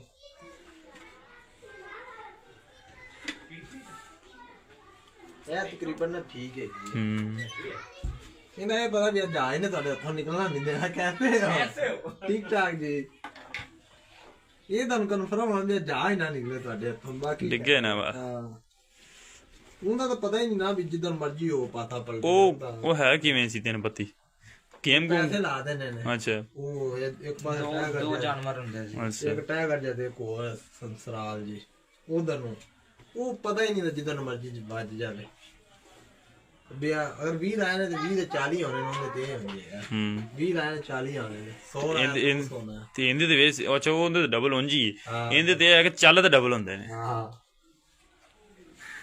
ਤੇ ਉਹਦੇ ਤੇ ਆ ਜਮੀਲ ਨੇ ਬੜੀ ਖੇਡੀ ਬੜੀ ਤਿੰਨ ਪੱਤੀ ਨਾਲ ਗੋਈ ਵੀ ਬੜੀ ਤੇ ਖੇਡੀ ਬੋਲਾ ਇਹਨੇ ਪੈਸੇ ਬਚਾਏ ਨੇ ਫਜ਼ਾਲ ਨੇ ਬੜੇ ਗਵਾਏ ਇਹਨੂੰ ਆਏ ਬਾਹਰ ਮਰ ਜਾਵੇ ਦੋਵਾਂ ਤੇ ਖੇਡਣੀ ਨਹੀਂ ਦੀ ਇਹਨੇ ਲੋਨ ਲੈ ਲਿਆ 38 ਦਾ ਪਤਾ ਨਹੀਂ ਬੜੇ ਨੇ ਪੈਸੇ ਬੁਆਏ ਸੀ ਤਿੰਨ ਪੱਤੀ ਸੀ ਤਿੰਨ ਦੱਸਿਆ ਉਹਦੇ ਚ ਬੜਾ ਰਿਸਕ ਯਾ ਮੈਨੂੰ ਲਿੰਕ ਸੈਂਡ ਕੀਤੀ ਹੋਈ ਕਿਦਾਂ ਦੀ ਮੈਂ ਹਾਲੇ ਤੱਕ ਓਪਨ ਹੀ ਨਹੀਂ ਕੀਤੀ ਇਹ ਤਿੰਨ ਪੱਤੀ ਹੈ ਨਹੀਂ ਆ ਜਿਹੜੀ ਹੁਣ ਆਈ ਤਕਰੀਬਨ ਸਹੀ ਹੈ ਯਾਰ ਇਹਦਾ ਤੁਹਾਨੂੰ ਆਪ ਨੂੰ ਪਤਾ ਵੀ ਤੁਸੀਂ ਆਪ ਹੀ ਕਰਨਾ ਜੋ ਵੀ ਕਰਨਾ ਤੁਹਾਨੂੰ ਪਤਾ ਵੀ ਇਹਨੇ ਉੱਡ ਜਾਣਾ ਤੁਸੀਂ ਨਾ ਡਾਲੋ ਬਸ ਥੋੜਾ ਜਿਹਾ ਲਵੋ ਦੋਸਤੀ ਚੁੱਕੋ ਤੇ ਚੱਲ ਵੇ ਪਤਾ ਇਹ ਯਕਦਮ ਨਹੀਂ ਲਾਈ ਜਾਣੀ ਥੋੜੇ ਵੇਟ ਕਰ ਤੇ ਲਾਓ ਅਗਰ ਤੁਸੀਂ ਹੁਣ ਤੁਹਾਡੇ ਗਏ ਨੇ ਨਾ ਤੁਸੀਂ ਫਿਰ ਲਾ ਦੇ ਫਿਰ ਚੁੱਕ ਜਾਣਾ ਨੂੰ ਤੁਹਾਡੇ ਆਏ ਨੇ ਤਾਂ ਗੇਮਾਂ ਵੇਖੋ ਤੁਸੀਂ ਆ ਰਹੇ ਰੁਕ ਜਾਓ ਬੰਦ ਕਰ ਦਿਓ ਨਾ ਖੇਡੋ 2 ਘੰਟੇ ਬਾਅਦ ਘੰਟੇ ਬਾਅਦ ਯਾਰ ਪਰ ਦੋ ਲੱਗਦੇ ਨੇ ਉੱਥੇ 2 ਗੇਮਾਂ ਲੱਗਦੀਆਂ ਨੇ ਹਾਂ 2 ਲੱਗਦੇ ਤੇ ਇਧਰ ਵੇਖ ਨਾ ਇੱਕ ਲਾਓ ਤੁਹਾਡੇ 32 ਪੂਰੇ ਹੋ ਗਏ 2 ਦੇ ਇੱਕ ਚੱਲਣ ਦਿਓ ਥੋੜੇ ਰਿਕਸ ਲੈ ਲਓ ਤੇ ਤੁਹਾਡੇ ਉਧਰ ਤਾਂ ਪੂਰੇ ਨੇ ਇਹ ਤੁਹਾਡੇ ਚਲੇ ਵੀ ਆਉਂਦੇ ਤਾਂ ਕਿਹੜੀ ਗੱਲ ਹੈ ਉਹਨਾਂ ਦੇ ਜਾਣੇ ਜੇ ਉਹ ਰਿਕਸ ਤੇ ਚੱਲ ਗਏ ਸਹੀ ਤੇ ਚੱਲ ਜਾਂਦੀ ਬੰਦਾ ਉਹ 50-60 ਹੁੰਦੇ ਨੇ ਚੁੱਕ ਲਵੇ ਉਹਨੇ ਚਿਰ ਨਹੀਂ ਤਾਂ ਨਾ ਖੇਡੇਗਾ 9 ਵਜੇ ਤੇ 21 ਮਿੰਟਾਂ ਦੇ ਦਰਮਿਆਨ 27 23 ਤੇ ਸਾਰਾ ਟਾਈਮ ਨੋਟ ਕੀਤੇ ਨੇ ਨਾ ਜਿਸ ਟਾਈਮ ਅਸੀਂ ਉਸ ਨੇ ਮੈਂ ਇੱਥੇ ਖੜੇ ਸਾਂ ਨਾ ਮੈਂ ਉਹਦੇ ਨਾਲ ਮੇਰੇ 2 ਲਾਈਆਂ ਨੇ ਤੇ ਸਿਆਹ ਵੀ ਚੁੱਕੀਆਂ ਨੇ ਤੇ ਬੜਾ ਟਾਈਮ ਦਾ ਗਲਾਉਂਦਾ ਬੜੀ ਆ ਇੱਥੇ ਚੱਲ ਰਹੀ ਆ ਨਹੀਂ ਤਾਂ ਇੰਨੀ ਦੇਰ ਚੱਲਦੀ ਹੁਣ ਸਹੀ ਚੱਲ ਇੱਕ ਸਵਾਰ ਤੇ ਵੀ ਜਾਂਦੀ ਬਾਬਾ ਜੀ ਉਹ ਪਤਾ ਨਹੀਂ ਨਾ ਵੀ ਕਦੋਂ ਜਾਂਦੀ ਉਹਨਾਂ ਗਈ ਆ ਕਜ਼ਾਰ ਤੇ ਇੱਕ ਬੰਦੇ ਦਾ 8 ਲੱਖ ਰੁਪਈਆ ਹੋ ਗਿਆ ਸੀ ਉਧਰ 16,000 ਲੱਗਾ ਸੀ ਉਧਰ ਤੇ ਬੰਦੇ ਨੱਸ ਜਾਂਦੇ ਨੇ ਬੰਦੇ ਅੱਲਾ ਬੰਦੇ 10-20 ਤੇ ਜਾਵੇ ਨਾ 100 ਤੇ ਬੰਦਾ ਤੇ 4-5 ਰਹਿ ਜਾਂਦੇ ਨੇ ਥੱਲੇ ਤੇ ਭਾਈ ਇਹਨਾਂ ਦੀ ਆਪਦੀ ਵੀ ਏਜੰਸੀ ਹੁੰਦੀ ਤੇ ਆ ਜਿਹੜੇ ਹੁਣ ਉੱਤੇ ਜਿਹੜੇ ਜ਼ਿਆਦਾ ਪੈਸੇ ਲਾਉਂਦੇ ਨੇ ਇਹਨਾਂ ਏਜੰਸੀ ਹੈ ਜਿਹੜੇ ਹੁਣ ਜਾਂਦੇ ਨੇ ਆ ਉੱਡ ਜਾਂਦੇ ਨੇ ਜਦੋਂ ਜਹਾਜ਼ ਉਡਾਉਂਦੇ ਨੇ ਆਪ ਹੀ ਉਡਾਉਂਦੇ ਨੇ ਇਹ ਪੈਸੇ ਜਿਹੜੇ ਇਹਨਾਂ ਨੂੰ ਆਪ ਬਾਜਦੇ ਨੇ ਬਿਜ਼ਾਰੀ ਗੱਲ ਮੈਂ ਲਾਇਆ ਤੇ ਮੈਂ ਹਾਰ ਗਿਆ ਉਹ ਪੈਸੇ ਤੂੰ ਨਾ ਗੇਮ ਉੱਪਰ ਕਰ ਤੇ ਵੇਖੀ ਉੱਤੇ ਉਤਲੀ ਸਾਈਡ ਤੇ 16,000 ਕਿਸੇ ਦਾ 12,000 ਕਿਤੇ ਲੱਗਿਆ ਹੁੰਦਾ ਇਹਦੇ ਤਾਂ ਬੜੇ ਥੋੜੇ ਲੱਗਦੇ ਨੇ ਉਹਦੇ ਪੋਤੀ ਦਾ ਬੜਾ ਜੂਆ ਲਾਉਂਦੇ ਫੁੱਲ ਜੂਆ ਲਾਉਂਦੇ ਇਹ ਵੀ ਬੜੀ ਪੁਰਾਣੀ ਚੱਲਦੀ ਵੀ ਕਹਿੰਦੀ ਵੁਡਰਾ ਬੜੀ ਜਲਦੀ ਹੁੰਦਾ ਹਾਂ ਦਸਤੀ ਹੁੰਦਾ ਉਹਦੇ ਤੇ ਵੀ ਦਸਤੀ 100,000 ਜਿੰਨਾ ਵੀ ਤੂੰ ਕਰਨਾ ਦਸਤੀ ਹੋ ਜਾਂਦਾ ਉਹਦੇ ਤੇ ਵੀ ਇੰਜੀ ਉਹਦੇ ਤੇ ਜਦੋਂ ਮਰਜ਼ੀ ਕਰਨਾ ਹੋਵੇ ਤੂੰ ਅੰਜ ਮਾਰ ਅਗਰ ਕੋਲ ਲਾ 4 ਪੈਸੇ ਬਾਹਰ ਉਹਦਾ ਉਹ ਟੈਨਸ਼ਨ ਨਹੀਂ ਉਹ ਦੂਸਰੀਆਂ ਗੇਮਾਂ ਜਿਹੜੀਆਂ ਪੈਸੇ ਮਾਰਨ ਵਾਲੀਆਂ ਇਹ ਨਹੀਂ ਗੇਮਾਂ ਕਿਉਂਕਿ ਜੂਏ ਵਾਲੀ ਗੇਮ ਹੈ ਉਹ ਜੂਏ ਵਾਲੀ ਨਹੀਂ ਹੁੰਦੀ ਉਹਦੇ ਤਾਂ ਤੁਸੀਂ ਰਿਸਕ ਲੈਣਾ ਜੇ ਤੁਹਾਡਾ ਤਾਰ ਗਿਆ ਤਾਂ ਤਾਰ ਗਿਆ ਪਿੱਛੇ ਜੋ ਲਿਆ ਨਹੀਂ ਨਾ ਦੀਮੀ ਰਾ ਸਫਰਨ ਇਹ ਨਾ ਫਿਰ ਮੈਂ ਤੇ ਜ਼ੈਦ ਨੇ ਤੇ ਸ਼ਾਹਦ ਨੇ ਜਮੀਲ ਨੇ ਫਜ਼ਾਲ ਨੇ ਬੜਾ ਅਕਰਮ ਨੇ ਅਕਰਮ ਨੇ ਅੱਛਾ ਉਹ ਦੱਸਦੇ ਨਹੀਂ ਸੀ ਉਹ ਅਸੀਂ ਤਾਂ ਨਹੀਂ ਦੱਸਦੇ ਐਵੇਂ ਦੇ ਪੈਸੇ ਦਾ ਹੋ ਗਏ ਨੇ ਨਾ ਤੁਸੀਂ ਲਵਾਇਆ ਤੇ ਅਸੀਂ ਆ ਬੰਦਾ ਉਹ ਅਲੀ ਇਹ ਵੀਡੀਓ ਬਣਾਉਂਦਾ ਨਾ ਤਾਂ ਉਹਦਾ ਮੁੰਡਾ ਉਹ ਵੀ ਬਣਾਉਂਦਾ ਅਕਰਮ ਉਹ ਐਵੇਂ ਬਣਾਈ ਜਾਂਦਾ ਅਲੀ ਵੀ ਐਵੇਂ ਬਾਲਾਂ ਨੂੰ ਲੈ ਜਾਂਦਾ ਅਕਰਮ ਮੈਂ 2 ਦਿਨ ਹੋ ਗਏ ਨੇ ਮੈਂ ਜਾ ਖਾ ਰਿਹਾ ਉਹ ਖਾ ਰਿਹਾ ਆਂਡਾ ਖਾ ਰਿਹਾ ਵਰਜਿਸ਼ ਕਰਦਾ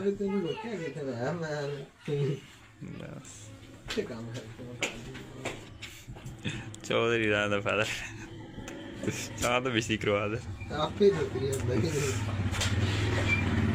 ਜੇ ਵਜੇ ਤੇ ਨੰਗਾ ਹੋਇਆ ਹੁੰਦਾ ਚਲੋ ਉਹ ਤਾਂ ਕਿੱਥੇ ਆਤਾ ਉਹ ਗੁਬਰੀਕ ਸ਼ਰਟ ਪਾ ਤਾਂ ਕਰ ਲੈ ਵਗੈਰਾ ਲਾ ਲਾ ਉਹ ਤੋਂ ਵੀ ਪਾ ਲਾ ਫੇਸਬੁੱਕ ਤੇ ਆਹੋ ਫੇਸਬੁੱਕ ਤੇ ਸਿੱਧੀ ਸਾਰ ਇੰਸਟਾਗ੍ਰਾਮ ਤੇ ਆਏ ਜਾਈ ਚੱਲ ਕਰੇਗੀ ਕੱਲ ਪਰਸੋਂ ਰਿਆਨ ਨਾਲ ਧਿਆਨ ਤੇ ਰਿਆਨ ਤੇ ਉਹ ਦਾਨੂ ਤੇ ਕਾਕੇ ਦਾ ਕੱਲ ਰਿਆਨ ਤੇ ਦਾਨੂ ਤੇ ਹੋਰ ਕਿਹੜਾ ਸੀ ਧਿਆਨ ਲਈ ਨਹੀਂ ਚੱਲ ਫਿਰ ਉਹਨਾਂ ਨੂੰ ਲਿਖਿਆ ਕੌਣ ਅਕਰਮ ਮੈਂ ਜੀ ਸੁਬਾਹ ਉੱਠਿਆ ਤੇ ਮੈਂ ਆਲਾ ਨਾਸ਼ਤਾ ਕੀਤਾ ਫਿਰ ਮੈਂ ਗਿਆ ਬਾਹਰ ਤੇ ਅੱਜ ਤੇ ਵੱਜਦਾ ਫਿਰ ਮੈਂ ਇੱਥੇ ਗਿਆ ਇੱਥੇ ਮੈਂ ਜੋਗਿੰਗ ਕੀਤੀ 2 ਘੰਟੇ ਫਿਰ ਮੈਂ ਘਰ ਆ ਕੇ ਆਲਾ ਨਾਸ਼ਤਾ ਕੀਤਾ ਜੀ ਉਹ ਅੱਜ ਆਪਣੀ ਆ ਸੀ ਡੇਟ ਤੇ ਕੱਲ ਮਿਲਨੇ ਆ ਹਾਂ ਇਹਨੇ ਪੂਰੀ ਵੇਖੀ ਬਾਬਾ ਜੀ ਕਿੱਧਰ ਕਿੱਧਰ ਉੱਡਿਆ ਜਾਂਦਾ ਆਏ ਆਣੇ ਪੈਣਾ ਮੈਂ ਜਾ ਮੈਨੂੰ ਪਤਾ ਕਿੱਥੇ ਚੱਲੇ ਝੂਠ ਮਾਰੀ ਜਾਂਦਾ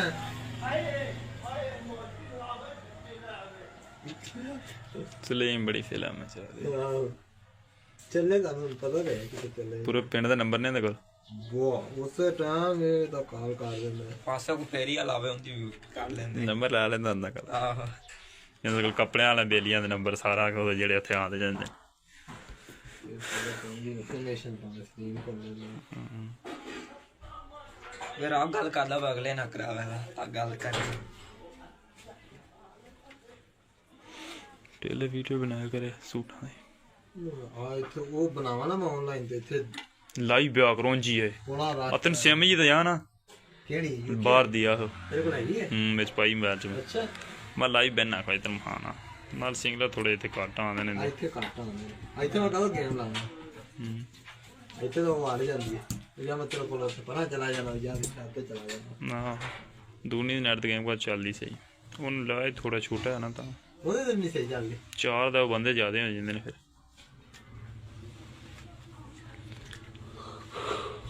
ਉਹ ਆਪਣੇ 6-7 ਬੰਦੇ ਨੇ ਸਾਰੇ ਸਹੀ ਹੈ ਇੱਕ ਦੀਲ ਸ਼ਾਮ ਨੂੰ ਆਣਾ ਉਹ ਚਲਾਉਂਦਾ ਤੂੰ ਹੈ ਬਲਾਲ ਹੈ ਯਾਸਰ ਇਸਲਾਮੀ ਮੈਂ ਬਸ ਹੋਰ ਕੋਈ ਵੀ ਨਹੀਂ ਉਧਰ ਇੱਕ ਮਲਕ ਸ਼ਫਾਕੀ ਉਹ ਮਾਂ ਤੇ ਹੁੰਦਾ ਉਧਰ ਨਹੀਂ ਚੱਲਦਾ ਹੁੰਦਾ ਲੇਕਿਨ ਉਹ ਰਾਤ ਨੂੰ ਚਲਾਉਂਦਾ ਜਾਂ ਦਿਨੇ ਇੱਧਰ ਨੂੰ ਆਈ ਹੋਈ ਹੈ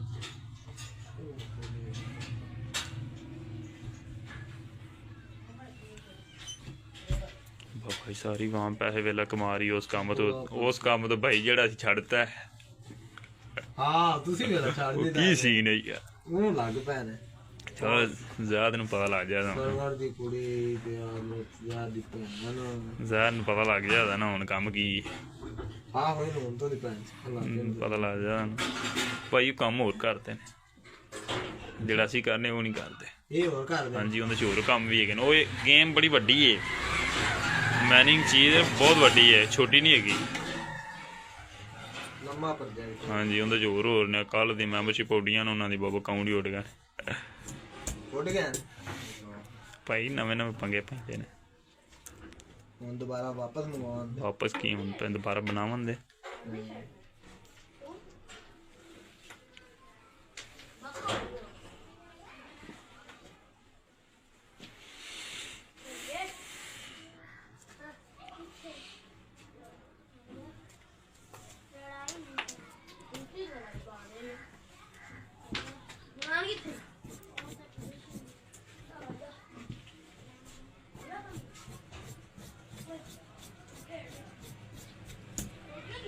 ਇਹ ਜਿਹੜੇ ਦੂਸਰੇ ਵੈਬਸਾਈਟ ਆ ਨਾ ਬਿਗੋ ਬੂਗੋ ਜਾਂ ਇਮੋ ਹੈ ਇਹਦੇ ਤੇ ਲਾਈਵ ਜ਼ਿਆਦਾ ਵਾਚਿੰਗ ਜ਼ਿਆਦਾ ਹੁੰਦੀ ਹੈ ਤੇਰੇ 1000 ਫਾਲੋਅਰ ਹੈਗੇ ਨੇ ਹਾਂ ਜ਼ਿਆਦਾ ਨੇ ਉੱਤੇ ਆ ਬਸ ਠੀਕ ਆ ਯਾਰ 1000 ਤੋਂ ਉੱਤੇ ਆਉਂਦੀ ਲਾਈਵ 11 12 ਮੈਂ ਵਾਧੂ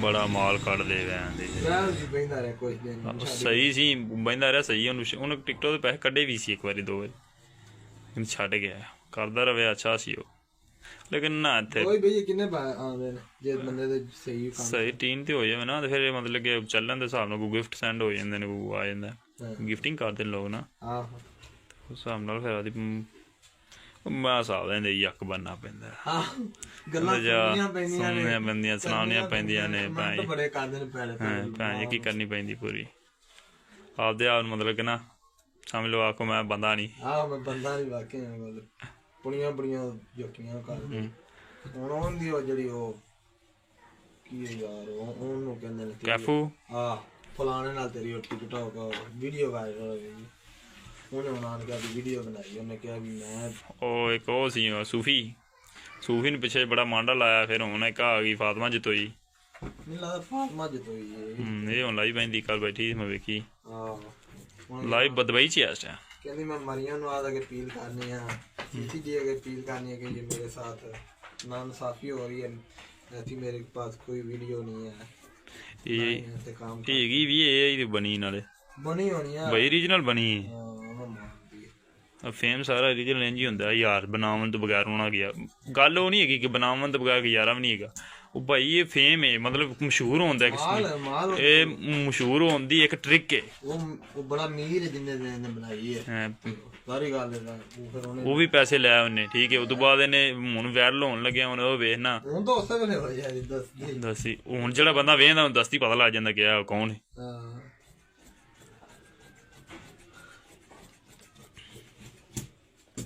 ਉਹ ਜ਼ਰੀਨ ਖਾਨ ਤਰ੍ਹਾਂ ਹੈ ਜਿਵੇਂ ਦੀ ਜ਼ਰੀਨ ਖਾਨ ਫਿਲਮ ਜਿਵੇਂ ਦੀ ਸ਼ਕਲ